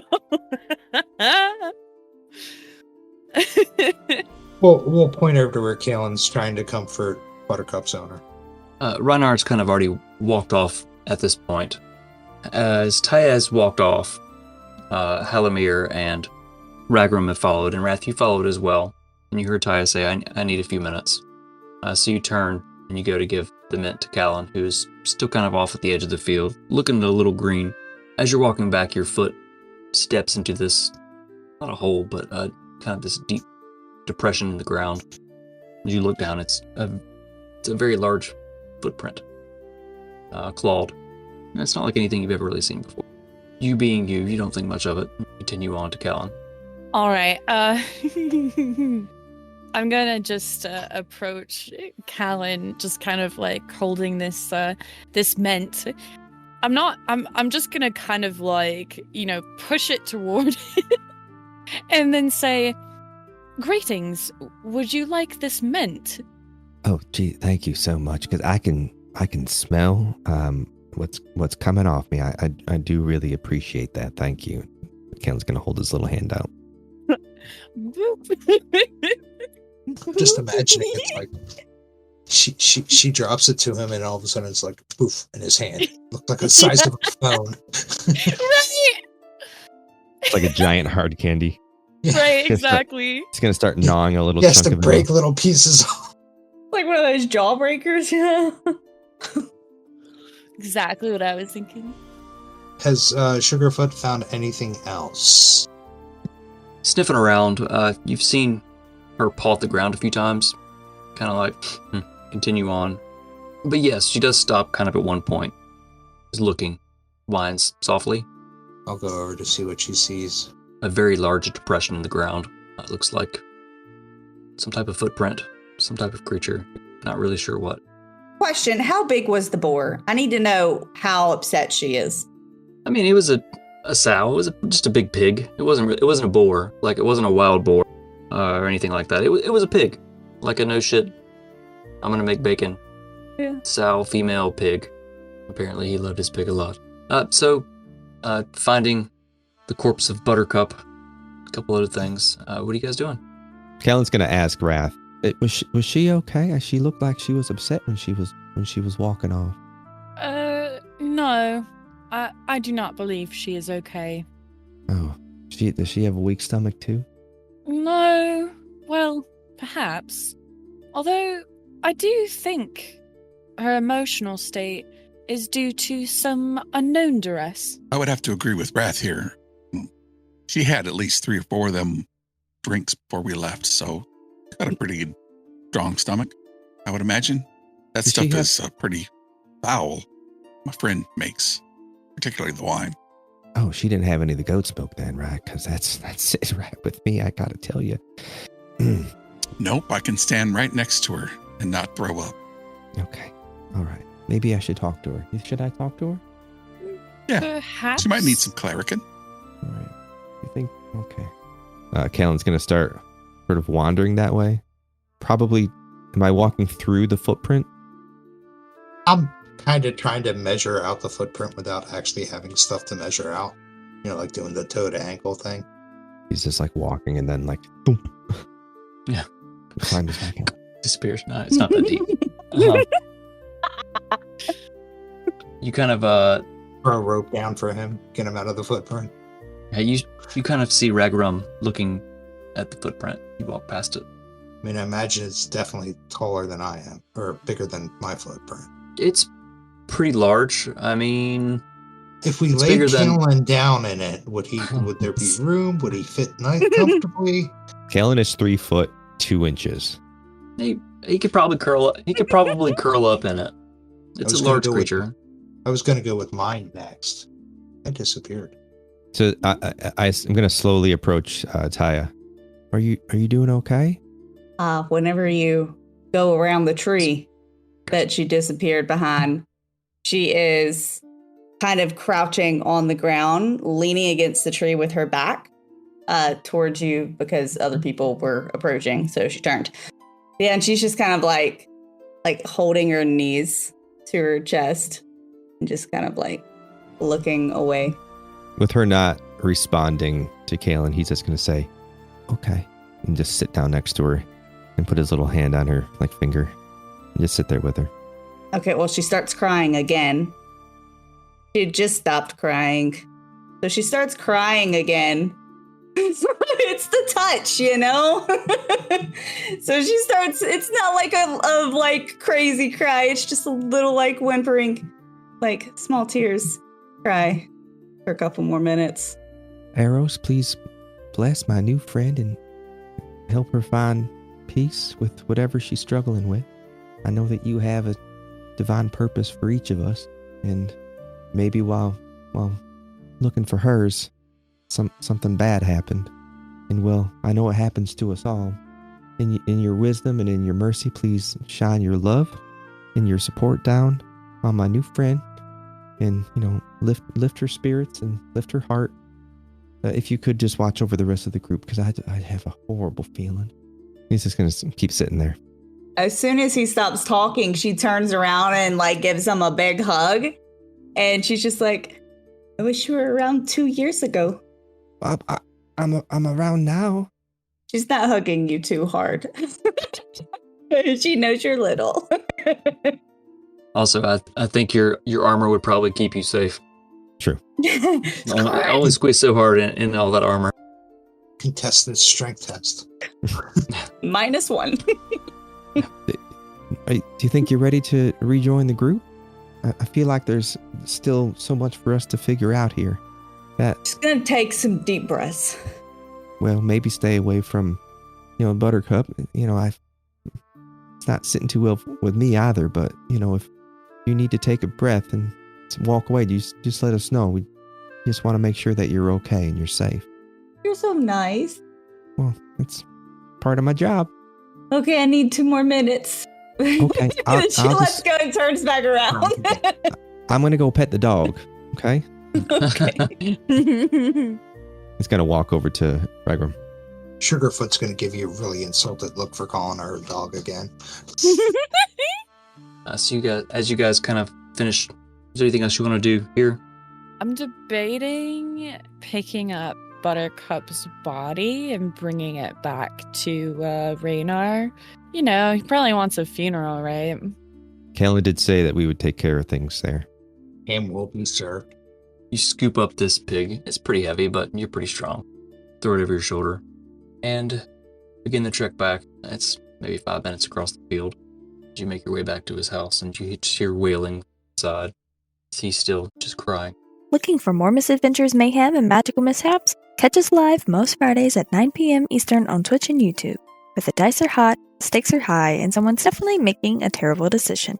Don't forget to visit solid10dnd.com for event updates, shiny merch, and all of our socials in one enchanted scroll. Bookmark it, tattoo it, write it on your hand. We won't judge. Until next Wednesday. So, Wrath, carrying the corpse of Buttercup, apparently Reinar's greatest love, you walk back to his house. Amongst the group, you dig a quick grave, place a marker. Kellen says a quick prayer, tracing holy symbols in the air. Reinar's locked himself kind of in the house after you all buried his lover. And you start the walk back to town. You all kind of ran here quickly. So the walking back, it's a little bit longer. While you walk, what do you guys want to do? I'm going to open that pouch. Kalen's going to tug at Wrath's coat. Be like, hey, would you mind helping me out? I'm getting really, all this gear is getting kind of heavy. This is why I told you you were too small to go alone. Well, no, I really do appreciate you. I do. And I'm going to pick up my newfound friend and put him on my shoulders. I'm going to raise an eyebrow and look at Wrath and say, I really think you should just make him say uppies. Uppies! Oh no. Well, we got to watch out for him. If he gets worn out, we need him. He's our cleric. True. Kellen, you're sweating a lot, like in your armor, out in the sun, in a field. Big shield. Belly full of questionable milk. Yeah, you're not feeling so hot. Yes. The pouch, it's a simple kind of like just burlap pouch. I mean, it probably fits in your hand. It's not very large. Just drawstrings. You open it up, and it looks like some kind of loose leaf. Pull out a pinch and smell it, see if I recognize it as tobacco or other fine herbal remedies. It's got kind of a floral scent to it. It's not anything you know. Nothing you don't really know exactly what it is. I'll put it back in the pouch and see if I can find somebody, and I'll talk to everybody else. Should we report to the older man first, or? I do believe he is our only clue. And he did know the old guy. We don't know what's in the pouch then? I'm sorry, what about the pouch? We don't know what's in the pouch then? Was it like, maybe, could it be like medicine or? I'll hand it up to him, see if he recognizes it. It's some floral, leafy, poofy, potpourri looking stuff. Do I recognize it as like a medicine or anything related to medicinary? Clericing. Clericin. Through my clerical work? There's no G on that word. It's an IN with Clericin. apostrophe. Clericin. Clericin. Of course. It's my clericin, of course. It's just regular strength Clarican. Over the counter. Taya's a good 15 to 20 feet behind everybody, just kind of slowly walking and then like looking up and realizing that she's a little bit too far behind, catches up, and then like walks slowly again. Looking in the satchel at the loose leaves, it's nothing you've seen before. Definitely not like cleric and DM or anything. Yeah, I don't know what this is either. It's not any sort of herbal remedy for anything that I know. I think that I hand it back down. Your arms are too short, so I pass it for you. Thank you, Wrath. Appreciate it. You know, I did forget that you have a point. If it smells like flowers and isn't really like tobacco or something, perhaps that scent would have gotten on the old man Pickle's body. Maybe I don't know if your friend here, and he'll point to Sugarfoot, can like track something like that. It seemed odd in the forest, no? Would seem odd. I'll hold the pouch out to Sugarfoot and ask her take a whiff and say, see if you can find this. Sugarfoot sniffs on it. Kind of starts trotting off ahead of y'all towards back to town. Follow Not her. too far. Should check, make sure that you're following now and then. I'm going to intentionally walk a fourth of my regular speed so that I can stay behind a little bit with Taya and with Callan still on my shoulders. I'm gonna reach one of my very long arms backward and very lightly kind of try to take your hand to connect us and bring you along. This is nice. Okay. Go grab Wrath's hand and then just keep looking down as she walks. I'm gonna start humming the song you were playing earlier. You know, Wrath, I don't know why you're thinking about a hat. I think your head is lovely. No, you see, hats are the epitome of sophistication. And if there is one lesson my dear mother taught me, it is that sophistication is important. Oh, well, I don't know anything about that, but I think your braids are just beautiful. I think if I had enough hair, I'd like to do that one day, but it's kind of against our code, so I gotta keep it short. But I'd like to maybe grow it one day. Maybe when I retire, like in 100 years or so. The customs of the outside are so peculiar. Well, no, even when we're inside, we have to do it.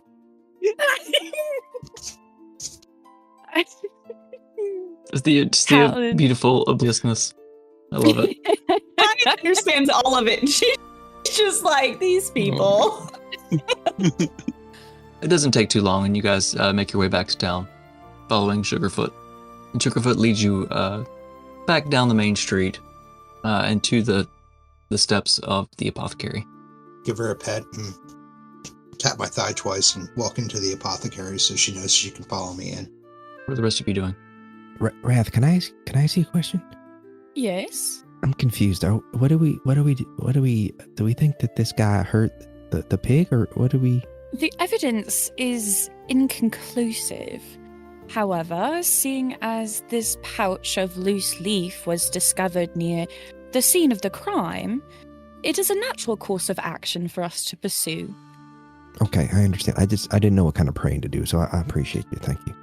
Naya, still holding on to Wrath's hand, looks up and says, You might have just seen something and dropped it when you was scared or something.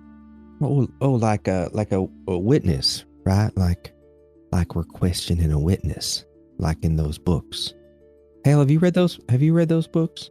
Which books? I've read all of the books in the library at the academy. There's like stories about people like investigating like crimes that happened, and there's like evidence and like witnesses, and they're like very compelling books. I've never read one, but I've heard a lot of really interesting things about them. I believe I know those that you were speaking of. I've read those at least twice. Very, very compelling indeed. I wonder if this was built on one of those But do you think they're fiction or not fiction? I don't know what that is, but I really like them. The stories, I didn't read them, but I've been told the stories. Perhaps Hal might read them to us sometimes. Oh, that would be lovely. I do admittedly struggle somewhat with the letters. Yeah, letters are hard. But Hal can read it. And I could do that. Absolutely, anytime you want. I mean, it's hard to believe that it's not true because, I mean, who would make up stories like that? seems like a lot of work to write all that down and it not to be true, right? Yeah, like the truth is like more bizarre than fiction. I think that's what they say. Welcome to the book club in Wexlin. Fantastic. We should do that.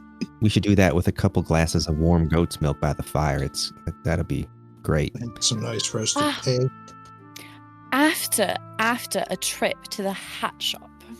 At the hat shop, yeah. So this apothecary fella is a witness, maybe. Okay. Buttons his robe and puts on his wizard hat.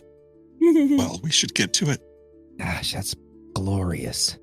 I am going to set down Callan with one arm while I'm still holding on to Taya's hand. And then when I get through the door, I'm gonna duck my head as I kind of go in, crouching if the ceiling's a little low. It goes wherever Wrath leads her. So after having this conversation on the steps of the apothecary, you all step inside. As you step in, it takes a minute for your eyes to adjust to the darkness. Heavy drapes everywhere. The smell of the room is very pungent. There's a couple candles around. Flicker. It's dusty. There's shelves line the walls. Different jars. Various things. It's hard to tell in the dim light. You hear two people talking as you step in. There's a man, and behind, covered in various things, is an old woman. Short, taller than Callan. Kind of short, stoop, long gray, kind of messy hair. Kind of catch the end of their conversation. And she looks up. Mind the bell root on the floor. It tripped someone last week. Who's going to do the talking? Hal, do you want to? If you'd like me to. Just his hat. I can't see over this table counter. So People tend to respect wizard types. So we're looking for perhaps somebody who purchased a burlap sack with some flowers or potpourri or something. This. She looks at the man that's kind of standing there. Harbin, just step aside for a moment. Let me help these folks. Let me see what you've got there. She takes it and she opens it up. Oh, I recommend it for joint pain. Makes you pee like a fountain, but makes your knees stop screaming. I don't know how to explain this, but we're helping one of the local villagers, Raynar, I believe, who's missing. Oh, this is really awkward. His who's wife? one to judge? Yes, his wife. Beautiful. Bit of a flat nose. Yes, I know what you mean. A big smile. Yes. Yes. that was his wife? Unfortunately, we found them right at the edge of the woods, and they apparently, do I say murdered? Because they're together? Anyways, they were together, and near the scene of the crime were these tea leaves and staff. Was that, or had you given that to Old Man Pickle? Or sold it to them? Pickle. And the broken staff, too. I bet Reinhardt's a mess. She kind of grabs a sack and starts stuffing some stuff in. I bet he's going to be a mess. He's going to need this. It's Eros is looking over him as we speak. I'm sure he is, lad. I'm Callan. Callan, well met. Well, I'd sell this tea to half the town. The aldermen, I'd sell it to everyone. I mean, they work hard. They got hurt knees. Who's this Pickle? We believe he's a local vagabond, maybe? Yeah, he was kicked out of the bar. We saw him in the tavern earlier, and the older man seemed to chase him out, Pickle. telling him, not here, not now. Pickle. She kind of looks around. She's got a sharp chin, and she's kind of rubbing at Pickle. I don't know anyone named He Pickle. also said that he smelled And that's why he couldn't go in the bar. Truth be told, lots of people around here smell like, pigs or... Did say he smelled worse than Reynard and The Balderman called him Old Man Pickle? He walks with a stick, and I guess he has a bad leg because he wobbles a bit. Her eyes there's some recognition finally. As you said, old man, and the walking stick. And you mean Old Man Prickle? A pickle's a very different thing. Actually, 2 streets over, there's a house that makes the best pickles you'll ever have. If you have some time, you should go check them out. Brickle, yeah, I sold it to him too. He paid in full. I don't know what he did with it. I think he just liked the smell. Do you happen to know, perhaps, have you spoken with Mr. Brickle? Do they live out in the forest or outside of town, or do they sleep next to the tavern, or... Truth be told, I don't know where he lives. I think he only came in town a few weeks ago. Came in, got some tea, said his joints were hurting him, and then he left. I try not to pry into people's lives too much. Find out about... Kind of leans in close to you, Halimir. Find out about things like pig fucking. You don't really want to ask anymore. Wait, what was going on?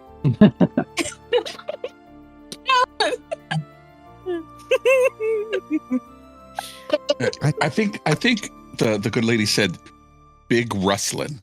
Is that what it was? I'm not sure that is. I think I misread that whole situation. Maybe the alderman or the balderman has the right of it. Maybe we head back to the tavern and see if they're there. Maybe they know where this person might be. I think we should ask that. I agree. We should talk to the Elderman. Did anybody have any reason to do that to this guy's wife? There was some kind of large track out there in the ground that kind of consistent with the spacing of those marks. So it might just be a random creature attack. So a random creature, but there's also pouch of tea. Or it could be like an ex-wife. Yeah, who knows what he was married to before the pig. Yes, There's always a bigger that pig. could be it. One hand we have Bigfoot, right? And the other hand we have Pigfoot. Can I ask you a question, ma'am? Wrath, would you be so kind as to give me a hand here? He said she's trying to climb up onto the... Kyle holds Rat's hand just a little bit tighter.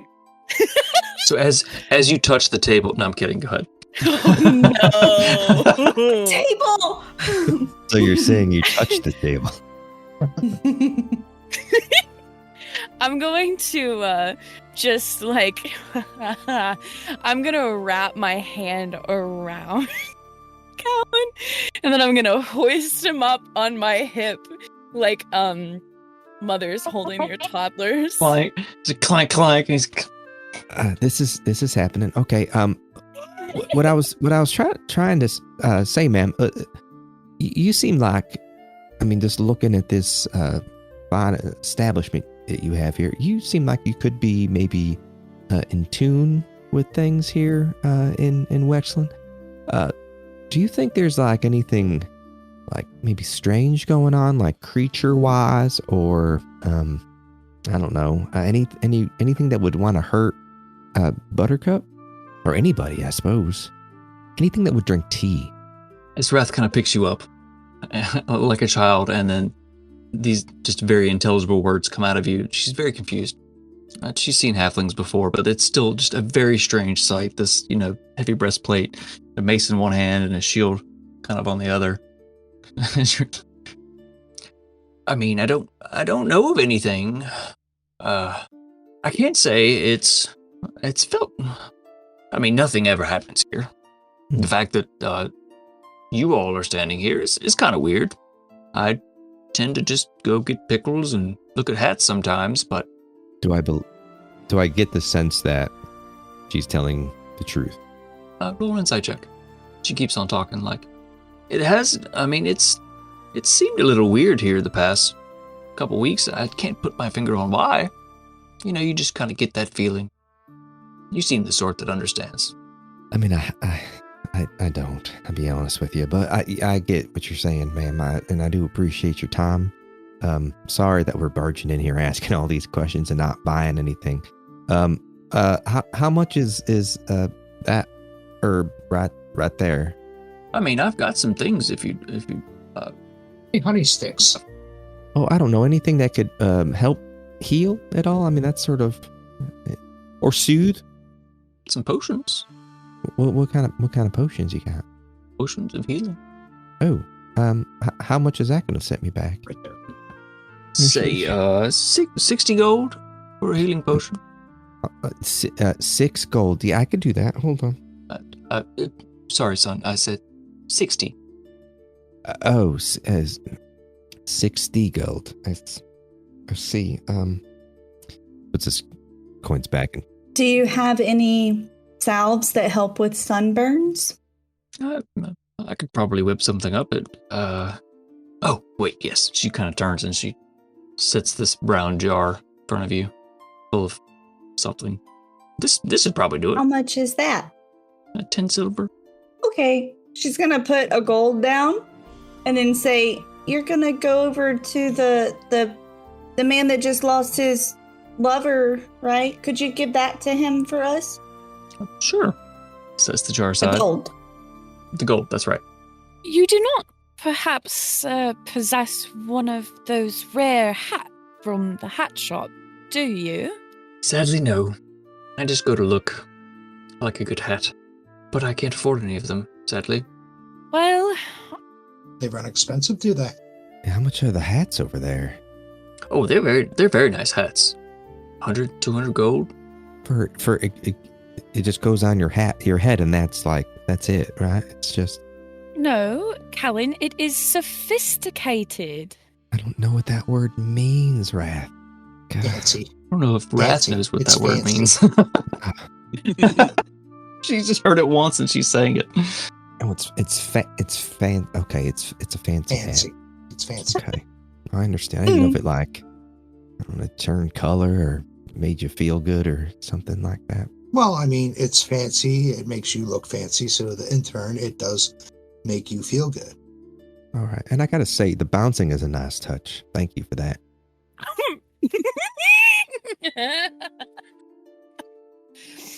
Oh, yes, I only thought you might need a little bit of comfort after extending yourself that way with Raynor.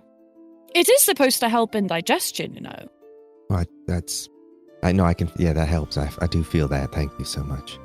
So, what's our next step here? Are we? I think we could go get paid, actually, from the Balder man. And first, actually, and I'll address the old lady. Do you have any, honey sticks or peppermint sticks? I have something like that, yeah. May I have 3 of each? She turns and she kind of goes and she's rifling through stuff and she turns back. You know the ones I mean, the ones that are, just basically gelatin? That they sell at, the 5 and 10 stores, You're they're looking for, formed, candy? formed candy canes, yeah. Oh, that's... beside...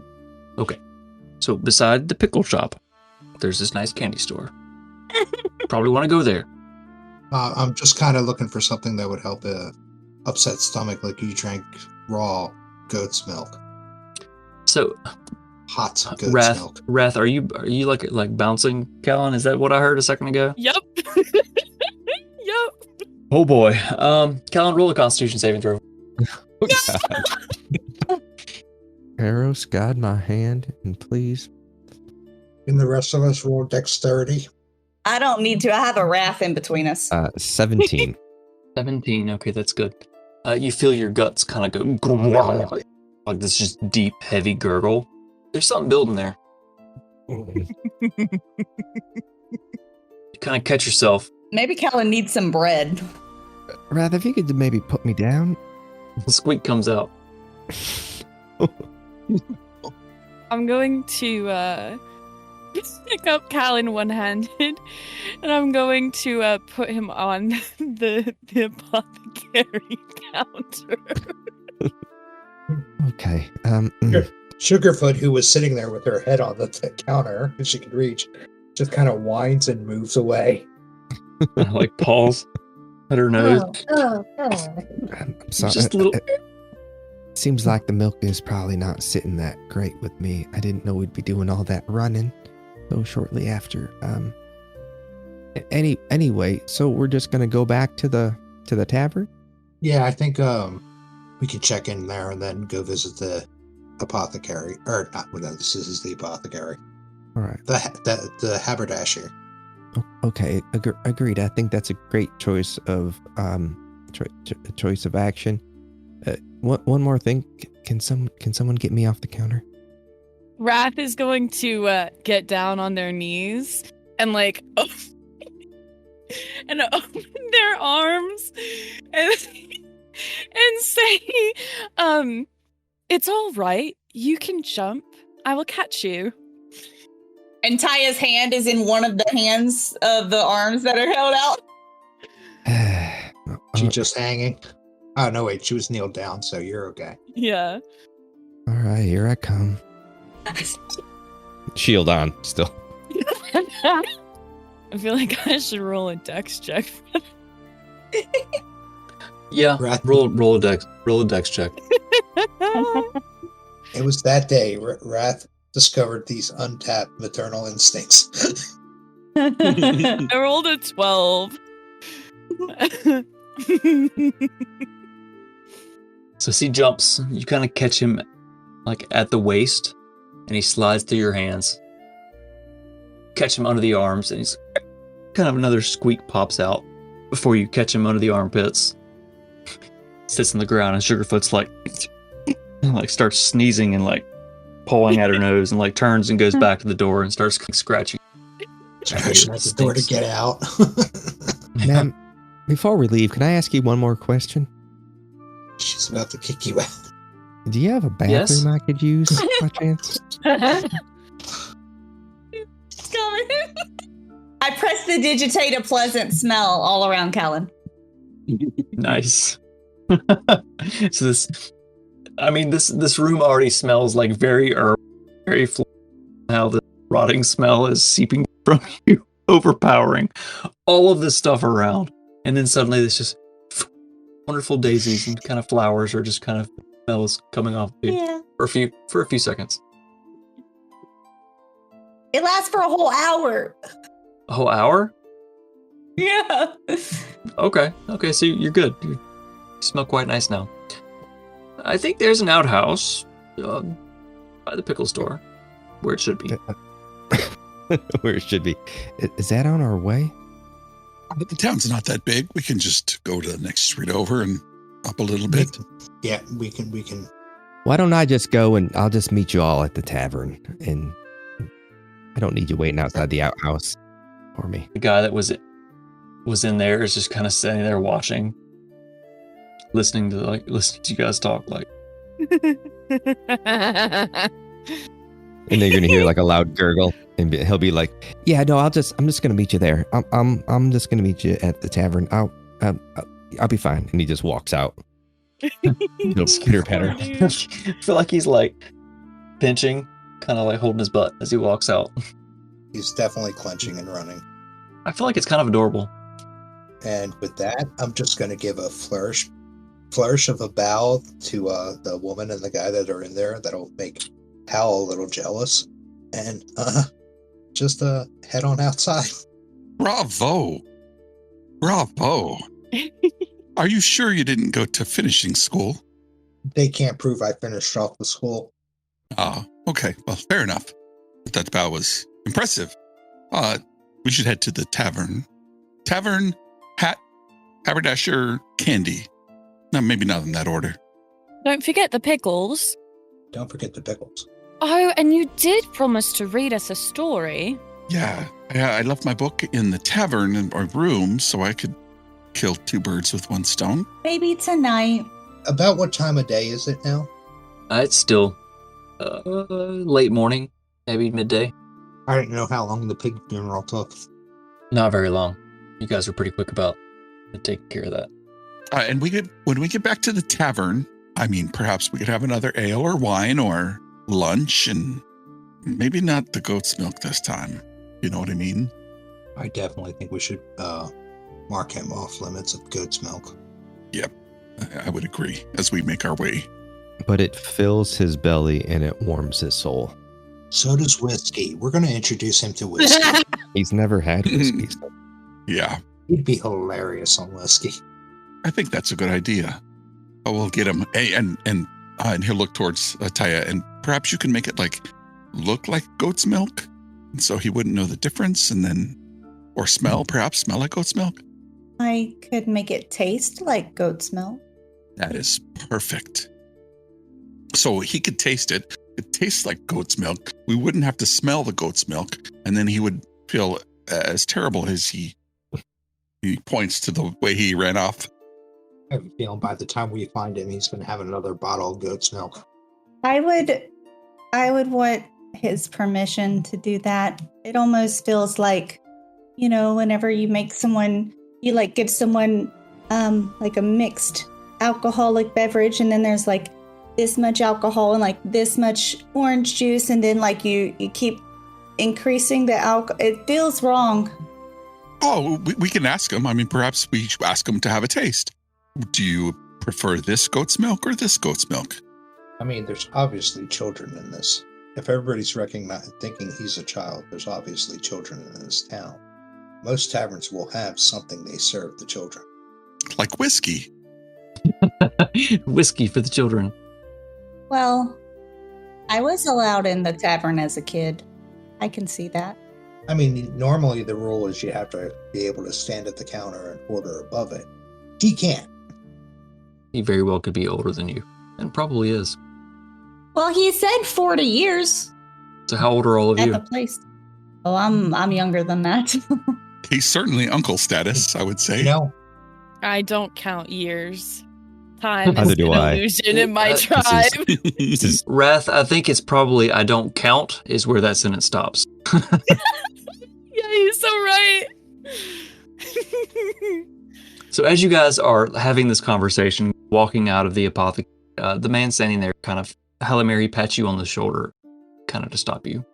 Yes, my good man. I couldn't help but hear something killed Buttercup. Yeah, we'll go with that. I think we try to look around things. We're a small place, and, everyone knows, but knows goes. I'm having a bit of a problem myself. If you all could help me, something keeps tearing through the fences at my farm, knocking down all of my beautiful wheat, and tearing open sacks, and I don't know what it is. I can never seem to catch whatever it is in the act. Maybe you could describe the wreckage that this, is it small? Are they burrowing under the fence, or is it quite large? Not large like Buttercup, but maybe. Truth be told, there are prints everywhere. I mean, they're not large. They're small. It's cloven, I guess. They look like hooves of sorts, but it's running around, tearing through fences. If you could help me sort this out. I was looking for some type of beast repellent, but Greta doesn't seem to have anything that could do that. Boy, you should meet Ellen. His breath. Woo. I'm sorry, if you all have time. Yeah, he seemed to have some tummy troubles. Hopefully he can find the outhouse. Doesn't help the other end. he's talking about my breath, though. Hopefully. I could ask, I guess, my companions. We could come by and take a look. We're investigating what happened to beautiful wife. I don't know if I'd go that far, but if you head back towards Reinar's, pass a little bit, stay on the road, don't go off in the field or anything like that, but keep going a bit. My farm is there. It's not hard to find. The wrecked dips his hat, and he walks out kind of through all of you who've kind of already walked outside and off up the road. Yes? You happen to know where Old Man Rickle lives? Old man. No, I can't say that I do. Okay, thank you. So I'll pull the group close together. Well, Let's huddle up. if Wrath moves closer. Yeah, I'm going to. You know, if you're in a football huddle and there's like some light, no, there's not anymore. My face is the sun. I'm just looking down into the huddle. Before you guys huddle and continue, Callan, you are clankety clank running up the block and over. Make a Constitution saving throw for me. Oh, man. Okay. Can we hear him? I thought we were going to do this off screen, but let's do it. No, we're doing it real quick. Just kind of a quick succession of things. 17. Yes, in the distance, it's a quiet village. There's the clanging of the blacksmith, not too far. Couple sounds of people here and there, the braying of animals. But you hear this tiny little like clank, clank, clank, clank, clank, clank, like running off in the distance. The sound getting smaller. What did you say that you rolled? A 17. Okay, you're like oh, you're holding it in. You like kind of skid around a corner. You're running with your mace and your shield still. Doubles You up. make it up to the other block, and you're like, oh, the hat store. You kind of like, oh, pickle shop. Oh, and then you see the outhouse, and you run in, and fade to black because it's ungodly. Exactly. Occupied. Occupado! And you have a moment. Man, everyone I've met here has been so nice. I wonder what I'm going to eat when I get to the... Maybe I'll have some more goat's milk. Somebody slides a book under the door for him. Luckily, there actually is something to clean yourself up with. Okay. I think it's hilarious we're actually doing this bit because it's so rare in D&D that you actually really talk about pooping and peeing because that's something that happens every day several times. Yeah. And Kalen's going to see that there's something there to clean himself with and say, wow, this is so sophisticated. He's going to say as he grabs some to clean himself off. it's a handful of straw. Actually, no, looking at it, it's wheat. There's a lot of wheat in this place. Sophisticated wheat. Okay. Ellen reminds me of the little I don't know, Build It Bob or something from Wreck-It Ralph. Yeah. Oh, yeah. Right? Isn't it like Fix It Frank? I Fix don't It know. Felix. Fix it, Oh, Felix. Fix It Felix. Yeah. Jack Breyer voices him. Yeah. That's right. You have this moment. You're not even perturbed by it. You're just kind of like, huh. So you guys huddle. The rest of the group, you're outside the apothecary, kind of stepped off a little bit, and you huddle up. The man that just walked out said there was something troubling his farm. Said it was quite large and it was breaking through the fences and leaving a lot of tracks. Said were cloven tracks, but I'm not sure if that matches the tracks that you had seen. And he points to his dwarven friend.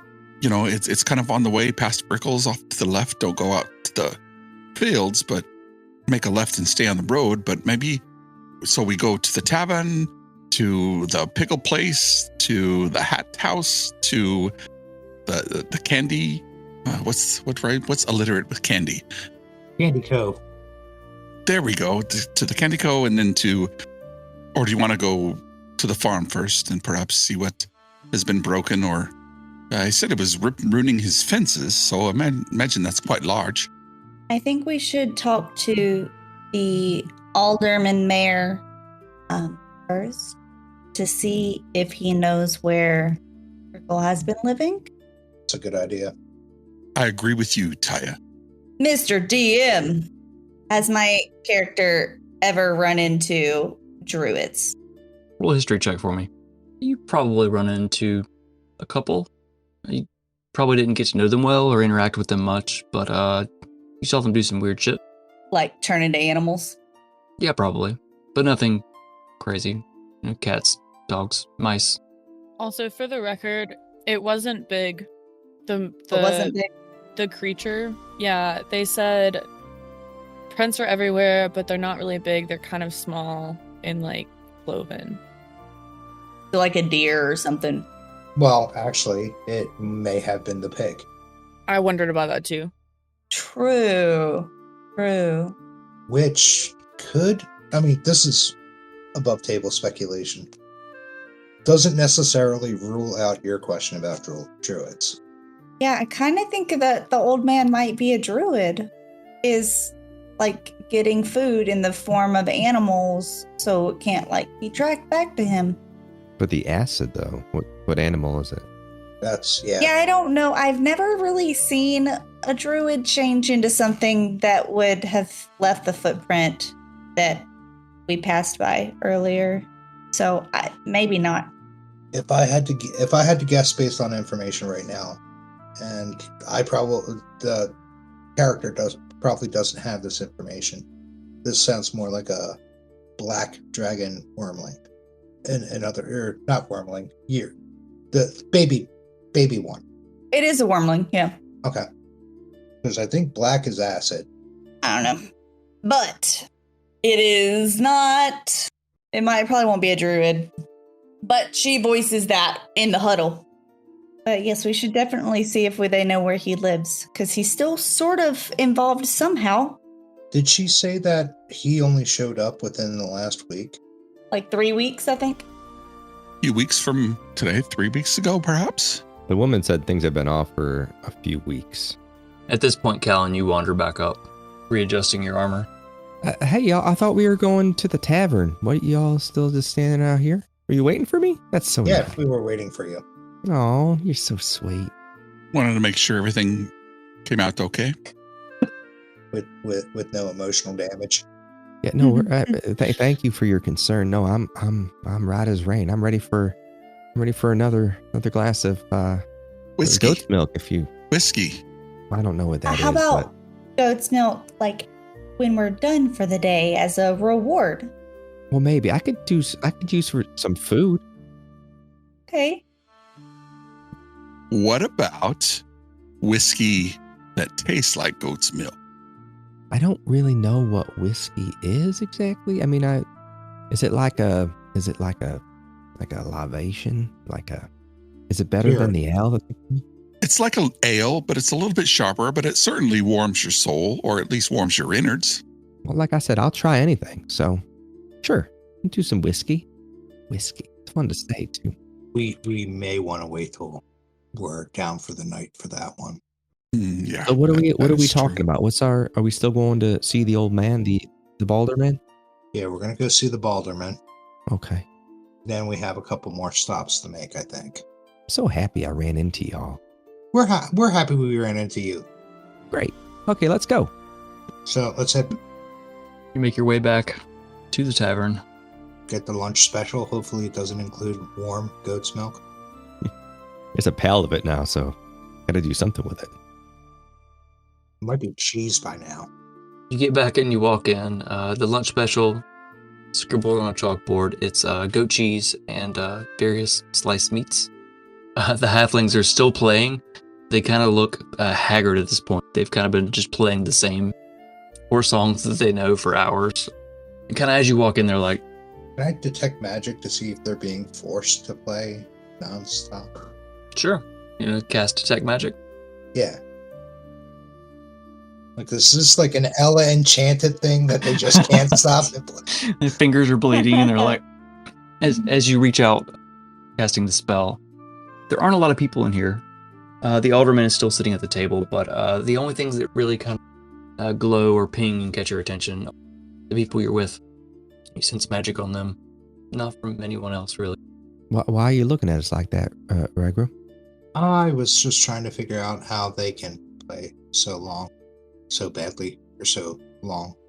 I heard the theory that if you play for 10,000 hours, you become a master. So I'd say they're probably about 9,900 hours away. So that's like 7 or 8 years. As I said, dedication. I was just worried they were enchanted. Since we seem to be in the market of solving all the ills of this town. Trying to be a list.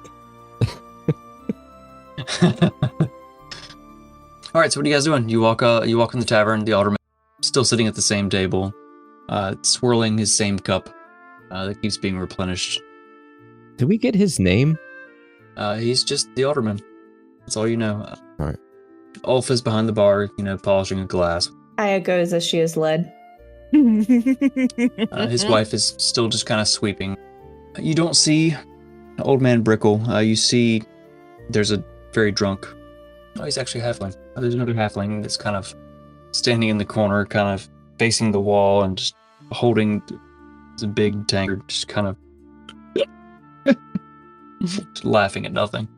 Callan's gonna take his shield off and sort of set it down at the against the leg of the table, and then start to climb up on the bench that the table where the alderman is sitting. I want to make you roll an athletics check so bad, but you've done this so many times. You do it without any issue. I'm going to pull up a chair beside Callan. Again, way too close to where you almost feel like the chair is gonna tip over because you're so light.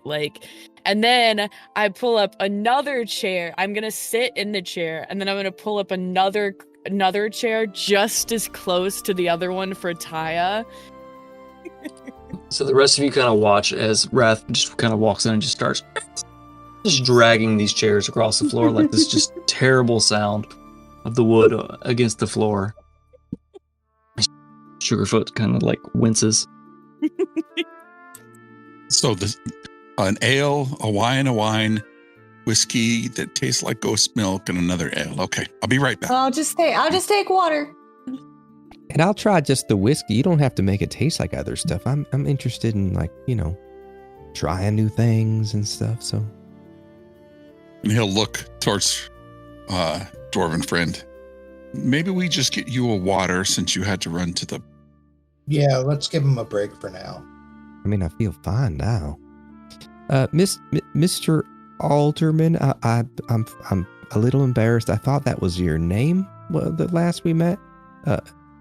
My name's Callan. I'm sure I told you. What's your name, sir? Just call me Alderman.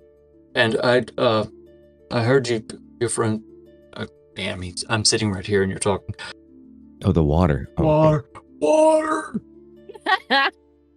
There's a weak ale, probably better than the water. Is that what I had earlier? I'm not sure what you had earlier. I watched him take a bucket out back and then come back in and then drink it. I mean, before that, when I was talking to you earlier, someone brought me an ale and I didn't really ask for it, but yes, that's probably what that was. It's the equivalent of water. I was talking about the wheat earlier and its importance, and yes. I'm fine. I could use a little food, but other than that, I think I'll be okay. Maya's gonna wipe down Wrath. I'm beside you. I know, but your head's like. Oh yeah, but you're right. But you're still like 4 feet above her. Here? Like right, I'm like, yes. She'll kind of lean up. That's a whisper in Wrath's ear, and it is a whisper. But I'm not gonna whisper. Nobody wants to answer any questions. I don't understand that the person or the cat wouldn't answer, and he won't say his name. What is with this town? It is strange, is it not? No one seems to know anything at all in this quaint little town. Although, perhaps it is that they do not like us very much. Impossible. What are you guys whispering about?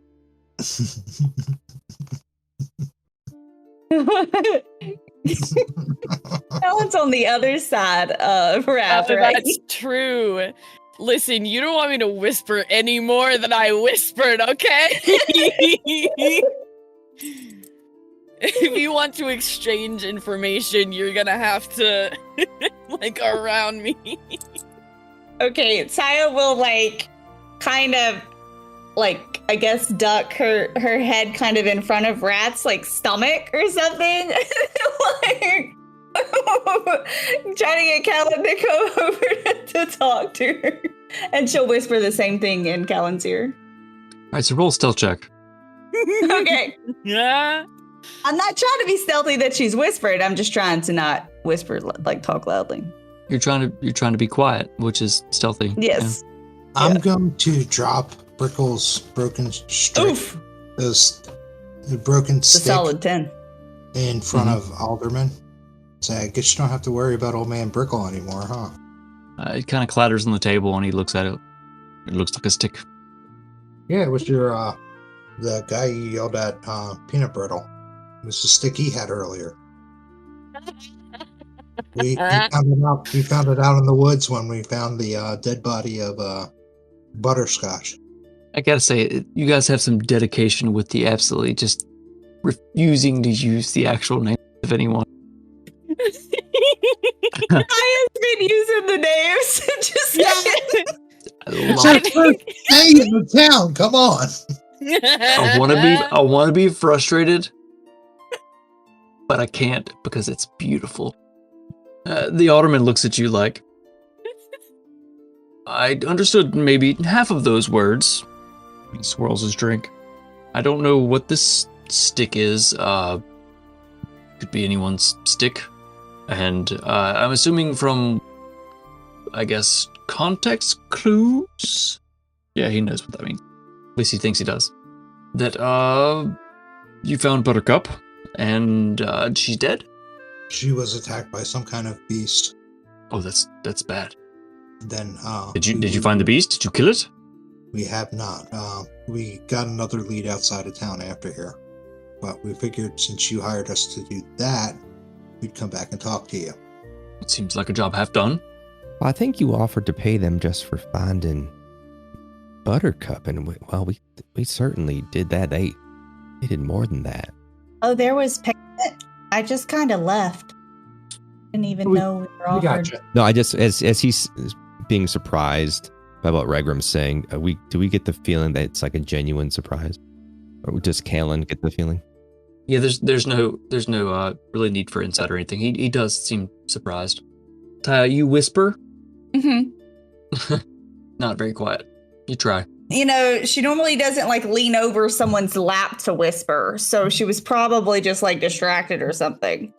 Yeah, you're like hearing this other conversation, and you're kind of like, oh, it's about it, and you like splurt out what you're saying a little too loud. And then she sits back up, and then she says, "I think I did worse than you." I mean, I suppose I could pay you for your services so far, but it seems that there's kind of looks around conspiratorially like there's something going on in this town. Nothing ever happens here. What else do you think have you heard about? I mean, we've heard that things have been weird for weeks, and now there's all this weird animal stuff happening, and pigs dying, and guys marrying their livestock, and he and Buttercup have been an item for quite some time. That's the longest lived pig I've ever seen. It only seems in the past, couple of days that things have really been weird. I mean, there's been an odd feeling for a couple of weeks, but you lot show up and now all this. Let me ask you this. Why? Why does it feel weird? Everyone keeps saying they can't put their finger on it. And before you answer, please, let me just say, Eros, please clear the fog from their hearts and let the truth rise with grace. And may fear give way to honesty and help words be shared in light and not hidden in shadow. Okay, now you can answer. Did you cast a spell on him? Did you cast like Cone of Truth or some shit? Oh no, I was just saying a prayer for your soul. that's kind of what that I was sounded kind like. of hoping you did Cone of Truth. Yeah, that's really what it felt like. It's like, oh god, oh, I can feel it. Just one of those things, He's gonna reach his hand out and put his hand on his hand and say, It doesn't reach halfway across the table. But you're laying across the table, is what you're saying. Across the table. I'm gonna stand up on my bench, Tiny hand. walk on over. The God above all, the one who would never abandon us, who didn't abandon us when all else did. Well, they would want you to be forthcoming, and we can't help you if you don't help us. Have you ever stood in a field, felt the hair on your arms raise, a storm was coming? Well, I stood in a field earlier today, but I think so. Like electric, right? You just, you have a feeling. Yeah, I feel that a lot. This Eros got in me. As you say that, your stomach goes. Every last feeling, emotion, and otherworldly thing I feel, I always just assume it's Eros guiding me, talking to me. He doesn't speak in words. He speaks in, divinity, emotion that moves us. If that's a feeling that you can't describe, well, then that's just what it is. But if it's something that you can help us with, point us in the right direction, I think now would be the time. Eros wants you to. I don't know anything else. The alderman kind of looks at you for a long moment. Words resonate with him, as far as you can tell. I mean, maybe halfway through, his eyes glaze a little bit, but then he's young cleric, youngish. I can't tell. I'm not good with that. I don't know. We have no guards or police or soldiers here. These weird things have just started happening. As far as I can tell today, healing started weeks ago, but I believe him, y'all. Is anyone else strange come through? I mean, other than you passed through. They've all left. At the mention of the no guards, Wrath will feel a squeeze. And then whenever Kaylin mentions the other people that have passed through, she'll say, and look up to the alderman that won't give us his name, like he doesn't have one or something. And we'll say, do you know where old man Rickle stays? As far as I know, he stays somewhere outside of town. I don't really know. God, nobody knows anything in this town. For someone being in charge, you would think you would know where someone was staying. The apothecary mentioned that. I mean, it's noon and I've been sitting here all day in a tavern drinking. Yes. Well, I didn't mean today. I meant like in general, because you don't want them to come in here and you'd think you'd keep an eye on where someone you don't allow in a tavern would be. I don't have any guards or soldiers. Who's going to follow him? I sit here and this is where things happen. Right? Why don't you want him in here other than he smells? Well, I mean, he smells. The apothecary told us that he only arrived a couple weeks back. What can I say? I don't like him. Okay, well, we need to get to that farm to look at that stuff that guy wanted us to, right? So let's eat real quick, and we'll get going and let Mr. Older Man get back to his drinks. Yeah, that's what I said. Older Man. Alderman. Here's 50 gold. I'm so sorry. Here's 50 silver for each of you. For you. That's 40 for you. 40 whole silver. Just for finding a pig. That's good, bro. Yeah, it's a good down payment. Okay. Yeah. Not bad. I mean, obviously, the job's not done yet. Kaya eats with one hand. Yeah. So at some point in this conversation, questionable looking charcuterie boards, I guess, is what they are supposed to be. Questionable sliced meat and a hunk of cheese. Cheese smells a lot like the milk. You guys eat. It's good. It's not the greatest thing you've ever had while you had this conversation.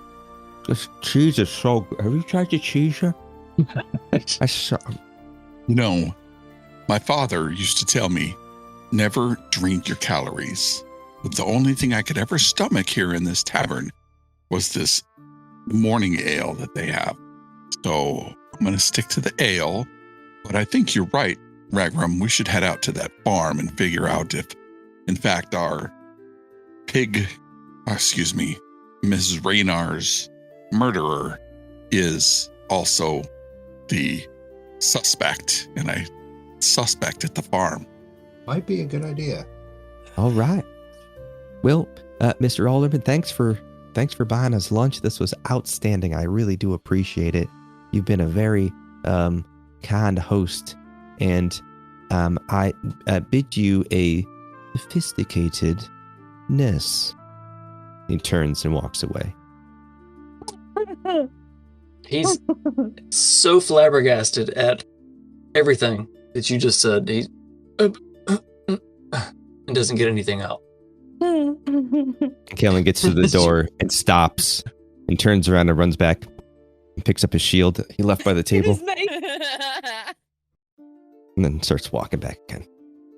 So you guys make your way to the tavern and back into the street. I'm gonna look at Taya. Okay, first of all, you said that druid stuff in character, right? Yeah, she did. As they were huddled, where Wrath was the sun. Once we're a little bit ways away from the tavern, I'm gonna look at her and say, I think you might be onto something. Not just a peanut brittle, not just with Old Man Brickle being possibly a druid. What if Buttercup was too? Well, I don't know, but they usually, anytime I saw a druid turn into an animal, they turned back into their humanoid form after some amount of time. So if I don't know if it would have happened immediately whenever the pig died, but it will be very crowded in where we buried it if it happens later. What if? I think I got something I'm working on something here. Let's get out to the farm and check it out. Or did you want to go to the... Stroking his beard, thinking he's cooking on something. Speaking of which, I think our next meal is going to be out of town. We can hunt something. I can definitely make something better than what they have. You must Okay. teach me. I know nothing of cuisine in the outside. Sure, I'll be happy to. I'm just happy to not be eating porridge and oatmeals and stuff. I'm going to, as we're, walking down the road toward the farm, we pass by the hat shop, the apothecary, the pickle shop, the candy shop, Do you the want to stop outhouse. in? No. For the sake of time. And also I couldn't buy a hat anyway. But as we're going down the road, I'm just gonna be like staring Looking at all the everything. stuff. Yeah. Brad, I have a question. Yes. If you don't measure time in years, do you measure it in experiences instead? No. We are taught that time is of no importance. It is only a contraption of the mind. A constriction. So if you don't pay attention to time, then you're more free? Yes, it is something like that. Okay, I was just curious. Well, that is all right. You satisfy my curiosity as well, so I shall do the same. Now she's trying to think about when Wrath asked her a question and what she said. Sorry. You make your way out of town. You pass Raynar's farm. There's still hear some wailing from inside. It's not been Gosh. very long, maybe an hour or two. It's not much after midday now. Sun is high, and Callan, you're cooking a bit. You continue along. Is it obvious that he's hot in his armor? Probably. His face is probably turning a little bit red. He's trying to stick it out after breaking a little wind on Wrath's arm earlier.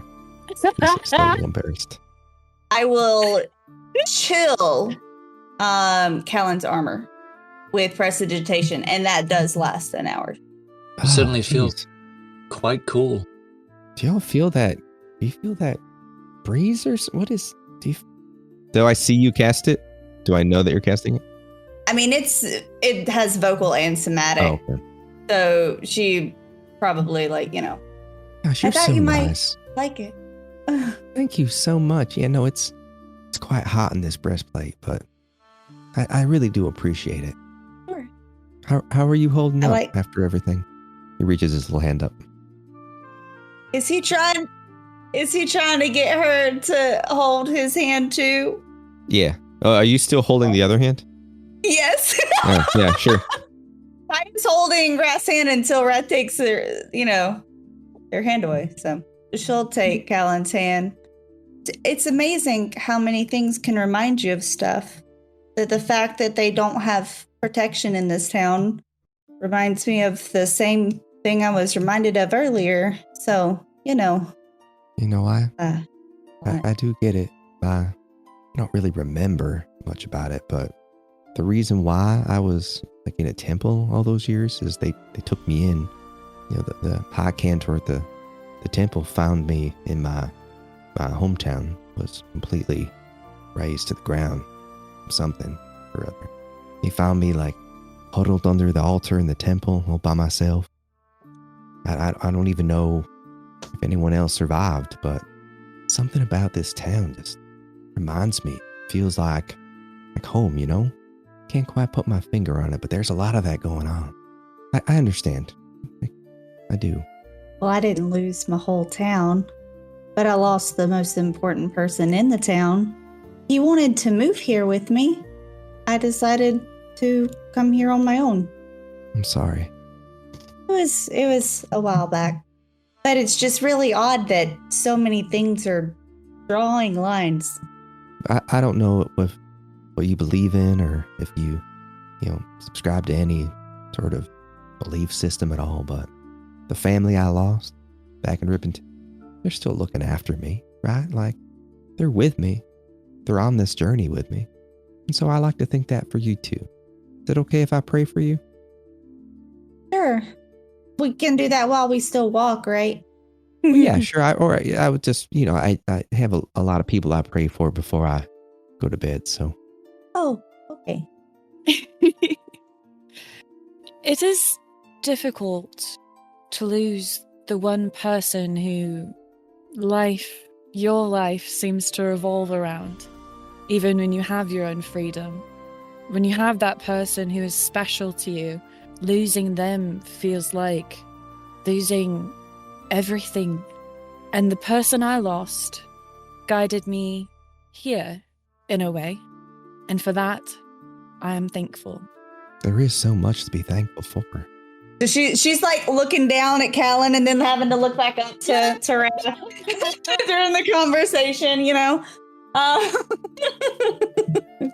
How long ago did you lose the person that's important to you? It's, well, it is hard to say, considering time is... Seasons, maybe? How many seasons? Seeing as time is numbers. It was too long ago. So long that sometimes I forget her face. Well, maybe sometimes when you remember her face, you could draw her face. So when you forget, you can remember. Perhaps I will try that. She just walks with all her hands, like... Your shoulders are going to be all messed up after this. It'll be fine. It'll be like she slept on it wrong all day. After our conversation, Callan releases. Okay. You get down the road, having this conversation. Come up to a farm. If you guys pull your maps up. Oh no, I'm scared. It's time to use them luck points. Now you kind of move how you will. Do we have any sense of, we see some broken barrels over here, broken crates, right? Hal's going to look around to see if he can see kind of the path that this creature perhaps took to know maybe their direction of travel. Does this look like an intentional opening or? So Hal, roll a perception check for me. It's 6. 6. From here on the road, it's kind of hard to tell. Looking around may require closer inspection. Ragarum, yes, that looks like a clear opening in the fence to access the field. I didn't read about this in the books. I don't know which way to go. Well, let's just look for tracks from the destruction. Yeah, I'll start looking for tracks. Have Sugarfoot roam around looking for the tracks.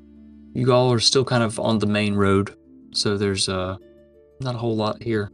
Ragarum and Sugarfoot kind of just wantonly walk through the field. In reference to this map, where is the farm? Can we see it from where we are? I thought you said we were coming up on the farm, right? This is the farm. Yeah, we're at the His, farm. his fields where their stuff was happening. Not like his house or anything. Kind of just fields of. I'm going where I'm led. Hey, Callan, what do you think about these broken boxes over here? Well, I don't know. Do these look like are they old? Do they look like they've been recently broken by something? Looking at them, they look like they're just kind of old. They've been sitting there. Oh. Just kind of neglected. Nothing in them. I kind of think that someone just threw their junk here. Yeah, I think you're right. What are we looking for again? We're looking for tracks or something? Didn't he say there's a broken fence or something? Yeah, I believe you. That's right. That was it. He said broken fence, tracks, kind of cloven. But I looked around a little bit and I couldn't see anything. But I'm not sure if I was supposed to look over here or over here. I mean, you're closer to the ground. What do you see?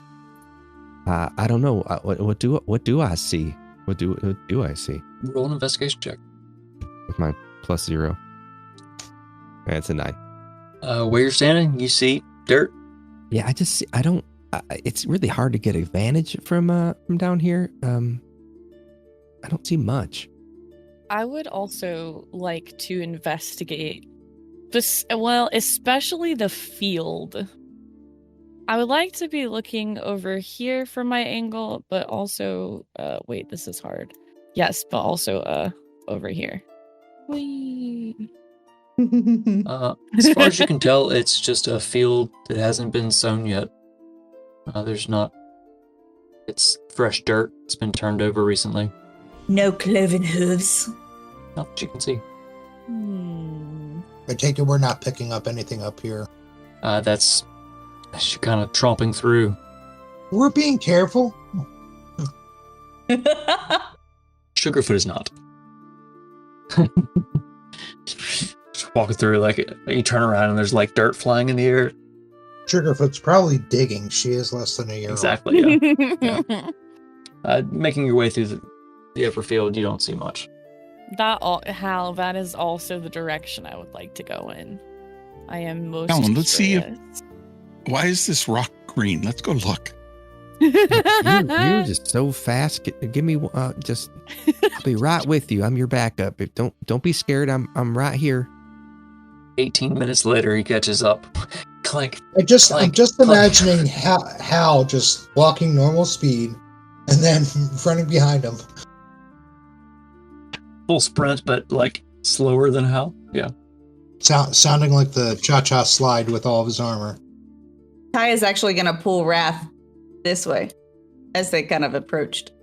Okay. As you guys kind of walk out into this side field, you can tell that just walking through it, you can see that there are kind of clods of dirt everywhere, and the field is a bit churned up. Looking at the rock, it's just a rock. No red herring there. Why is it green? I pick up Callan and put him on the rock. There's moss growing on it. That's why it's. Hey, I don't think there's anything special about this rock. I mean, you're almost my height now. It's sort of just a little slippery. Don't fall. Well, you get me down. All right. Let me take a picture first. That's nice. You guys are just kind of. You're wandering all over this side field. From the woods, you hear a sound. Well, I meant up by them or down here by the fallen log. You can't really pinpoint where the sound's coming from. Loud. Do we all hear from it? The trees. I'm gonna say yeah, because it's loud. Charging out of the woods. Oh boy. No! Is it wearing a yellow ribbon? Is it? Oh boy. You don't have time to notice as it runs out screaming. I'm gonna need everyone to roll initiative. Can I roll a wisdom saving throw? Absolutely, you can. I rolled a natural 1 on my initiative. I rolled a solid 10. I rolled a 13. Alamir got a 16. I think I have advantage on initiative. Oh, it's already there. Taya, I actually do need you to roll a wisdom saving throw. It's a 9. Okay, that kind of goes with you're now 1 on initiative. You're kind of shocked, stuck in place with the sight of this thing running out. As it runs out, man, you guys and your shenanigans. This pig runs out of the woods. Let's put everybody neatly in some squares. Get started. This thing runs out screaming. Just at a quick glance, large tusks. Its skin looks strange and kind of patchy as it squeals again. Top of round 1, Elamir. I think Callan hears Hal start to hum something under his breath, and it sounds like the beginnings of Carmina Burana.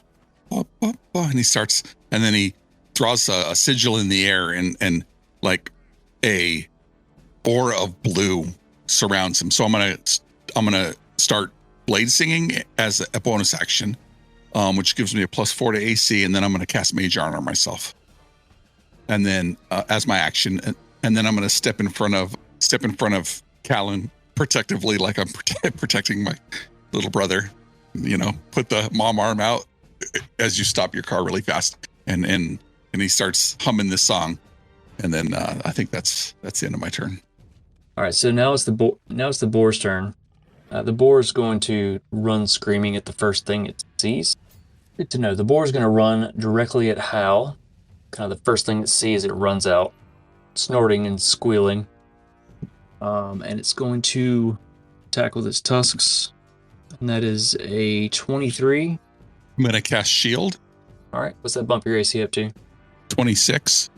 Shit, all right.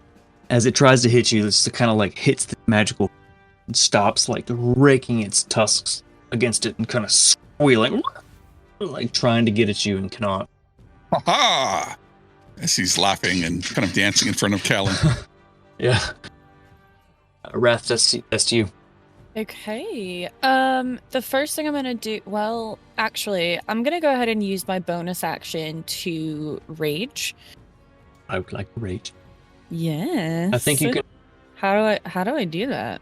All right, so bonus action, you've raged. Like you're already this very tall, hulking creature in strange clothes. Your muscles kind of swell and you're kind of bug out a little bit. Yeah, the normally friendly Wrath has turned into a very colorful demon. Not legitimately. I'm going to move, which this is 28 feet, 30 feet, although my speed is actually 40. So I'm going to get right up close to, well, can I move here, or is he taking up that space? Kind of taking up that space, but I mean, you can move right up on it. That's good enough. Yeah, that works. Yeah, okay. That I'm going to move there. And then what I'm going to do is I'm going to use a reckless attack, which gives me advantage on melee attack weapons I use with strength. So I will roll to hit. That is a 23. That will hit. That's cool. And then I will roll for damage, which is 14. Jeez. Let go of Ty's hand and you like pull your axe and you run. You're just like, and you swing at this thing, sinking your axe into it. So like the blade sinks into this boar and you rip it out and there's a rainbow of blood as you rip it out. You swing back again. So you roll the second one and you actually crit. That kind of exactly what I'm talking about. So like you rip the blade out and you gotta swing it down again and you sink it into this creature. Okay. So what is the maximum possible dice damage you could do? Well, Gonna make me do math now. Dare you? 12 plus 4 is 16. However, with Savage Attack, roll one of the weapon's dice one additional time and add it to the extra damage. So I just assume I'd roll another d12. So that would be another 12. Like all of the dice. Every dice you would roll for your... Because it's a crit. Okay, so go ahead and roll 2d12 for me. You're kidding me. That was two. You said 2d12, right? Yes. Mhm. It was a 7, a 1, and a 6. So 7. Yes. Okay. So math. I can do this. I have faith in you. So does Callan. Got it. Okay. As you pull it out, you slam it back in. You deal 39 points Let's go. of damage. It just sinks in, and it's sucking sound as you pull it back out. There's this huge, just gaping wound inside of this ball, just kind of shaking its head, screaming, raking its tusks across Hal's shield that's still lingering for a moment. Bonus action, attack action, and some movement. You got any more movement? Anything else you want to do? No, sir. That Alright. is going to end my turn. Callan, that's to you. All right. So Callan's gonna have his shield up, and he's gonna be kind of sort of shaken. He's never seen a lot of combat. He's gonna be like, okay, arrows watch over them, strengthen their hands and steady their hearts, and guide their spirits, and no darkness break their light. And he's gonna cast bless at 2nd level for So who are you blessing? Hal, Wrath, and whoever's in 30 feet. Taya is not, I don't believe. 27. How's that? Well, Wait, Ty is in 20 feet away. yeah, Ty is in range. Okay. Cool. Regram's out of Regram range. is 35 feet away. Sugarfoot yeah. in range. Both of us are. So you get Hal, Wrath, and Taya. Hell, rat tie, but I did level 2, so I should have another one. Additional Yourself? creature. You can do you or Sugarfoot, Yeah. because Sugarfoot's 30 feet away. Let's do Sugarfoot. So you can do yourself, or you can do Sugarfoot if you want. I'll do Sugarfoot. So, and just for clarity, that's everyone can add D4 to attack roll or saving throw. So that's gonna be it. I'm just gonna sort of move a little bit further back, staying kind of close to, trying to stay between Taya and Hal and Wrath. Staying, keeping my distance, but close enough to interact if I need to. All right. Where? And that's it. Ragram, that's to you. What you got? First of all, I'm going to have Sugarfoot run up quick, because her attacks are simple. Can't move that screen. Sugarfoot gallops up. Okay, the wolf has advantage on an attack roll against a creature if at least one of the wolf's allies is within 15 feet, so she gets back tactics. Back tactics, yep. And then she's going to attack with bite, because that's all she has. She lunges out, biting at the boar. But she gets a +4 to that. Oh, well, no, hold on. So just roll a straight d20 from the map, and then add 5. Roll a 20 and add 5. Okay, 18, 23. So that'll definitely hit it. Sugarfoot lunges out, grabbing just a whole mouthful of that pig. So go ahead and roll damage. And then the boar needs to roll strength saving throw. 10. 10 points of damage. Teeth pierce into the hide. The Nice. pig screams again. Let's see. DC 12. That is a 7. The boar is now prone. Unfortunately, it gives me disadvantage on my shots. Yeah. All right, so that's Sugarfoot's go. What do you got, Ragram? I got 2 arrow shots at it. Right, so you may need to sidestep a little bit to get a clearer shot because Sugarfoot's in the way. Yeah. But even still, your shots are disadvantaged because Okay, I got a 19 with 8 piercing damage. you draw an arrow, release it. Is it how much damage? 8 piercing damage. 8 piercing damage. All right. Quickly draw another. And I rolled a 11. Arrow moves in slow motion, That was an 11 to hit. and it just flies past, and clanks off the mossy rock. Okay, move a little bit. Yeah, I'm gonna move over a little bit to get a better advantage on it, and maybe distract it from people. Just a side note, we do have 6 lucks for this session. Completely forgot about those. It's looking like this is probably going to end up having a part 2 as well. Your shenanigans.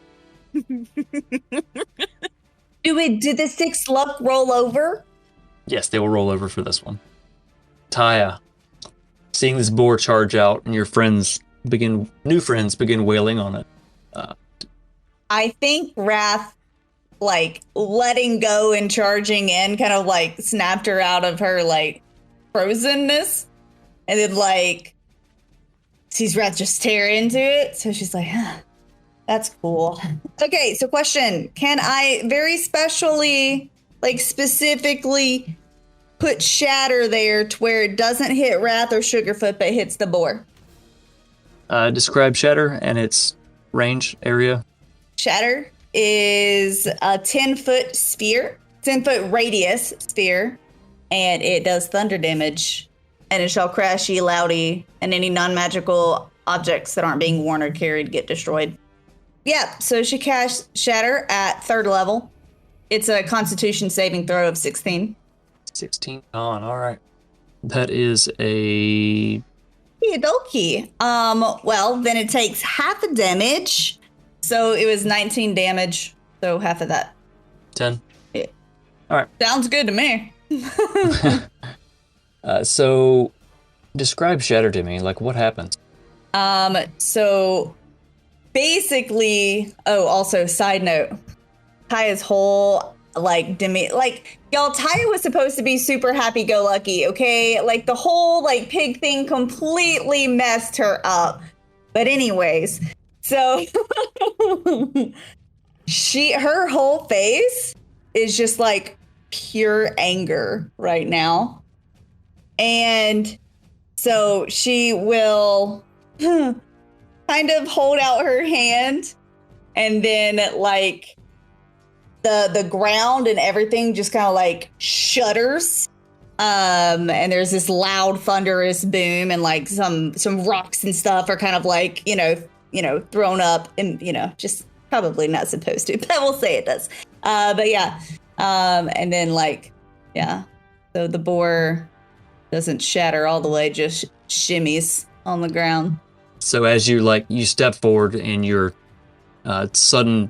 you break through your fear and into your rage, and you step forward and you cast the spell, and this just loud ringing noise just echoes across the field, like the plants growing kind of blow and the trees blow, and all your friends kind of like blow a little bit as the side of this board just kind of explodes outward, right where Wrath struck it twice.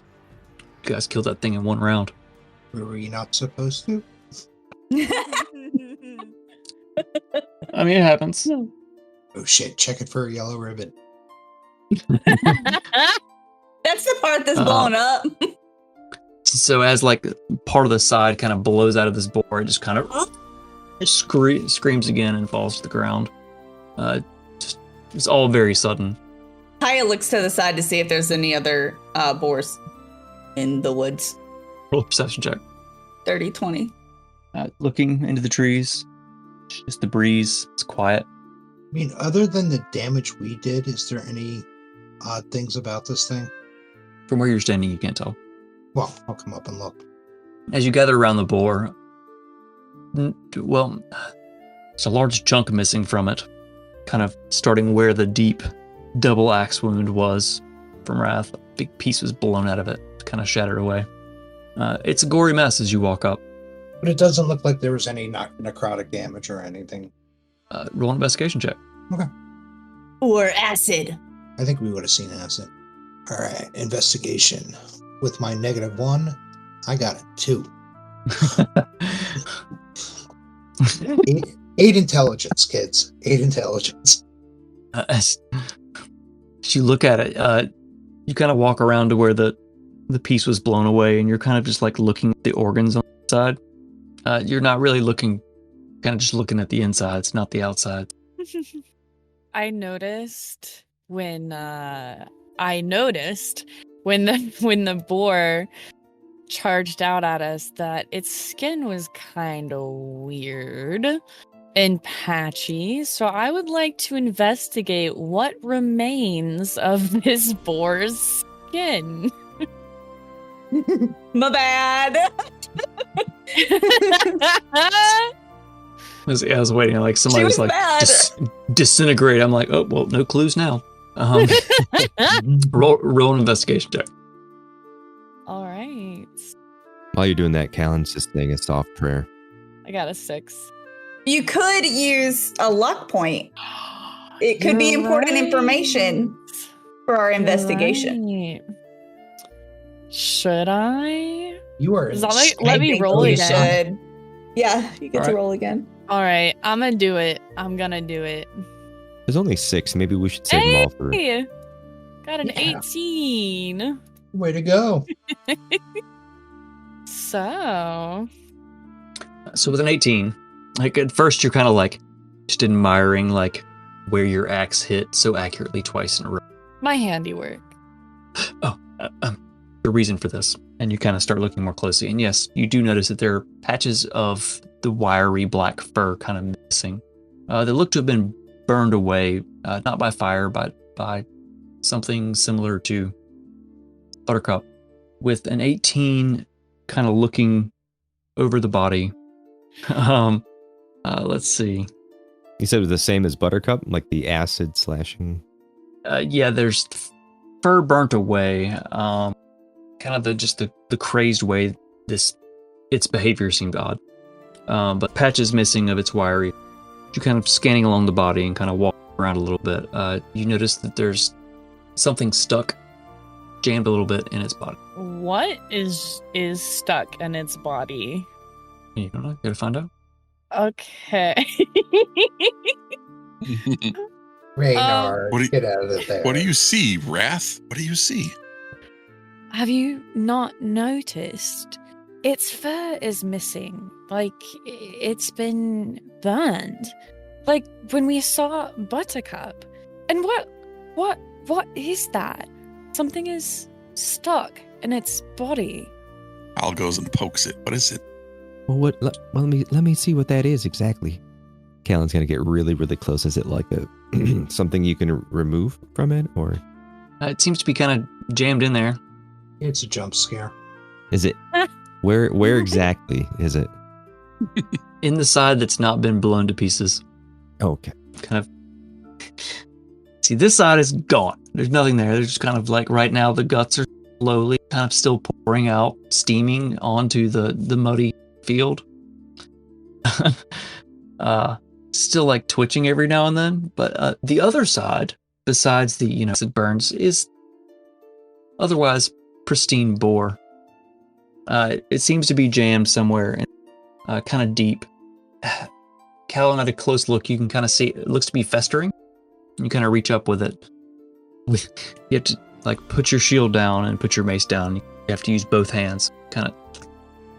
And I pull out my dagger and sort of like work it out. You kind of work it out a little bit. Pull it out, and it's about the size of a plate.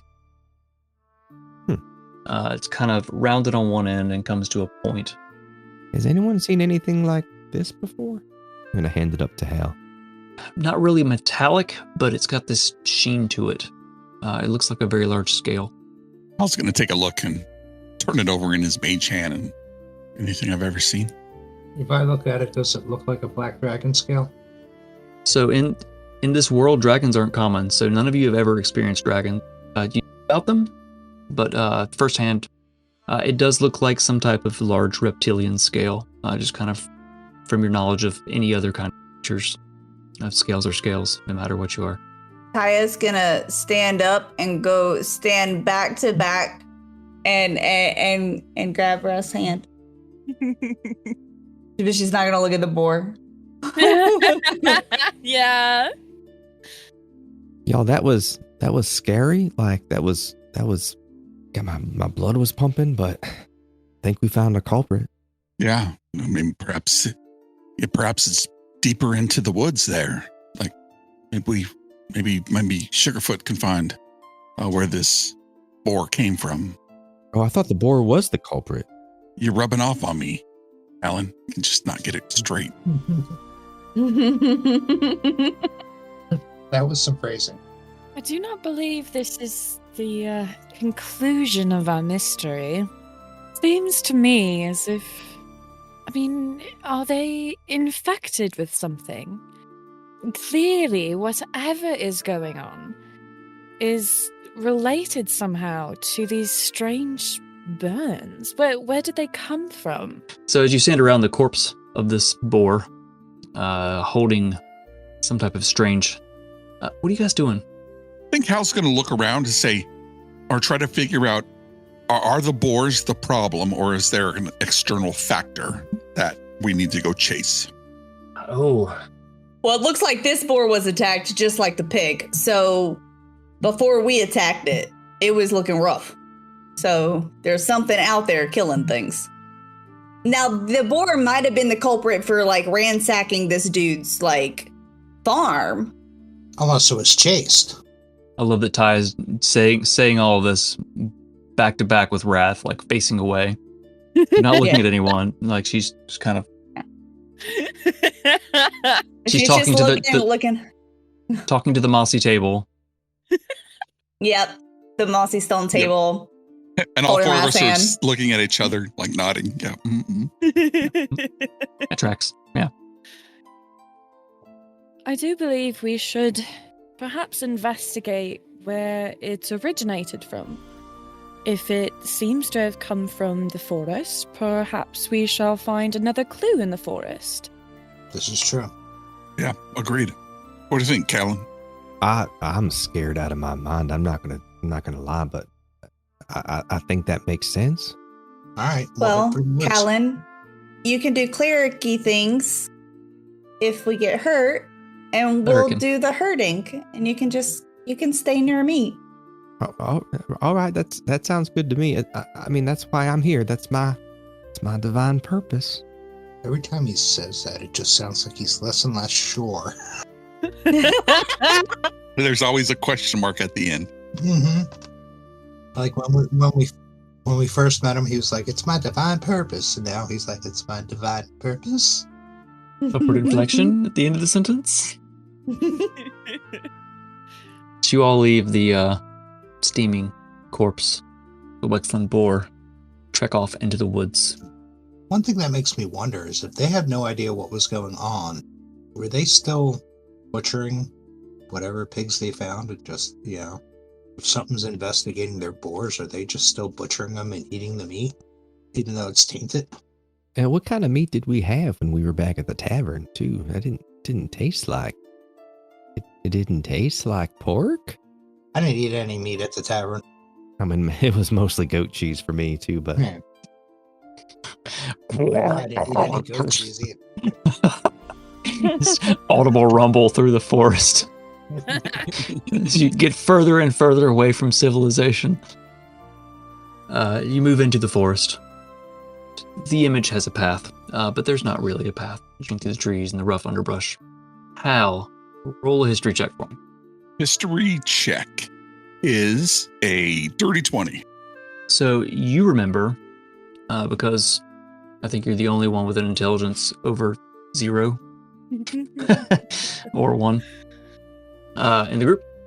You remember the random townsfolk talking about the swamp and the ruins somewhere off through town, and kind of you look around before entering the woods, and then walking in, you kind of get the sense of the direction that you're going, and it seems to be that you're heading that way. And I think everybody sees Hal stop, and he starts to think, and he starts mumbling, and then it becomes a little bit of a cadence on a song, and then he starts repeating what he had heard about the runes in kind of like a repeating cadence of a song. And there once was a rune that sat in a swamp. I'm not sure the direction. No, that wasn't how it goes. And then he like catches on, and he's like, "Yeah, I think it's this way." And he mentions that to the party. Oh. Does the direction we're going seem to triangulate with the other pig and this farm? Well, I guess any 3 points make a triangle. Ignore that, because the answer is yes. I can draw 3 dots and make a triangle. Look, it triangulates. Generally speaking, the forest edge, like where you entered, you kind of gather that if you backtrack on your path, it's probably the same edge of the forest, back towards Reinar's livestock farm, I guess. Gotcha. You're entering the same forest edge, you're just further down the road. So you're still kind of meandering through the same forest. As you progress through, it seems to get darker. The trees seem to be a little more twisted. as the landscape turns from just thick, old, like long-lived forest into something a little more murky, swampy. I'm gonna look at Hal while he's like singing his cadence of his song. What ruins are we headed for? The runes are, and he looks up towards the sky. The townsfolk, when I traveled back and forth through here from the academy for 15 years, they mentioned the runes out in the swamp, and it was this way, but I forgot about it like right until now, where I saw the swamp themselves, and he'll go on to tell the tale of the runes that he heard from the townspeople. Did these runes have any sort of like religious implications, or? I mean, imagine at some point, all runes have some kind of religious implications.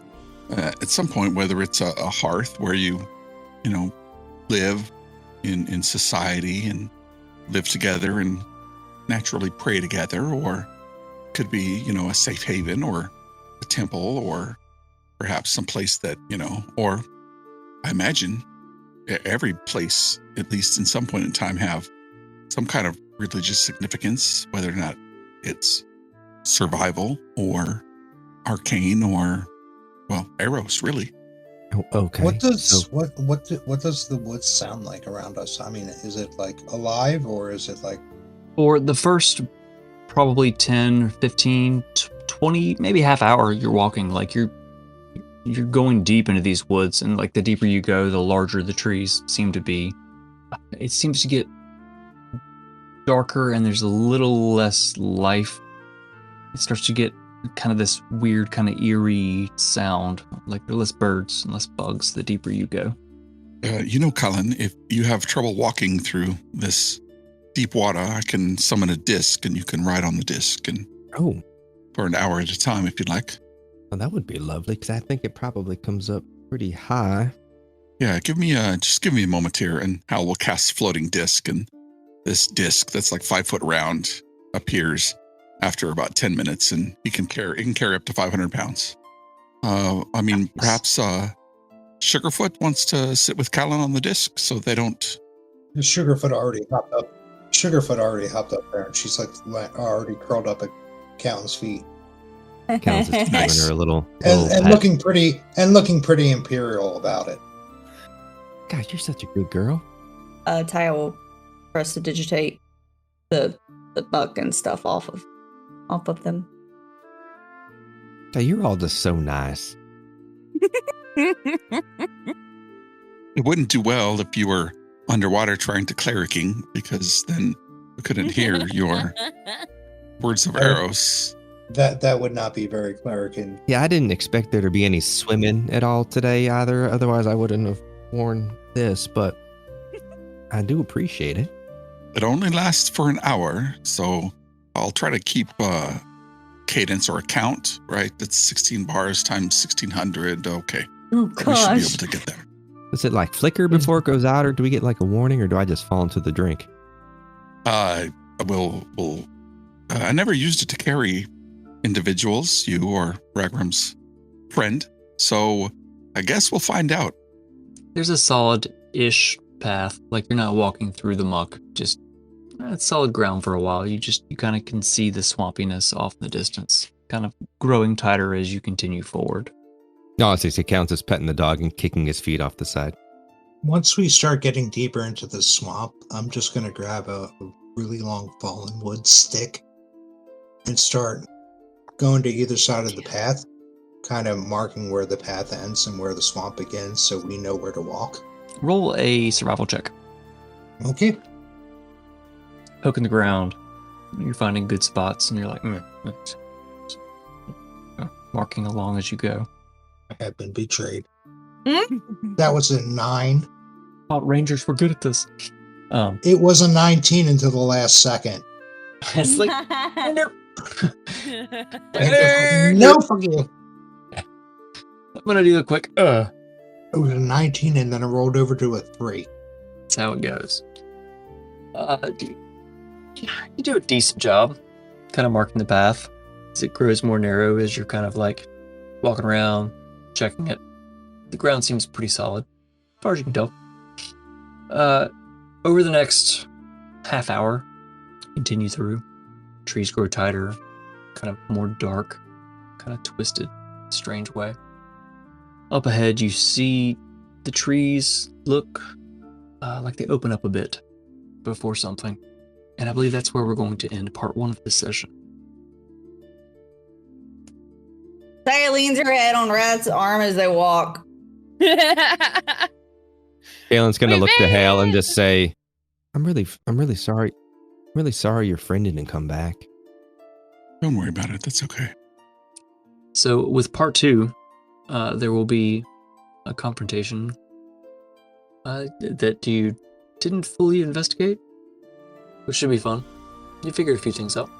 And then it's going to be a romp through Wexlin with whoever's still alive, I guess. We have hats and pickles and candy, story time, and an outhouse again, probably. Yep, and Callan's gonna try some alcohol for the first time. If he's alive. If he's alive, yes. Looking for more misadventures, mayhem, and magical mishaps? Catch us live most Fridays at 9 p.m. Eastern on Twitch and YouTube, where the dice are hot, stakes are high, and someone's definitely making a terrible decision. Don't forget to visit solid10dnd.com for event updates, shiny merch, and all of our socials in one enchanted scroll. Bookmark it, tattoo it, write it on your hand. We won't judge. Until next Wednesday.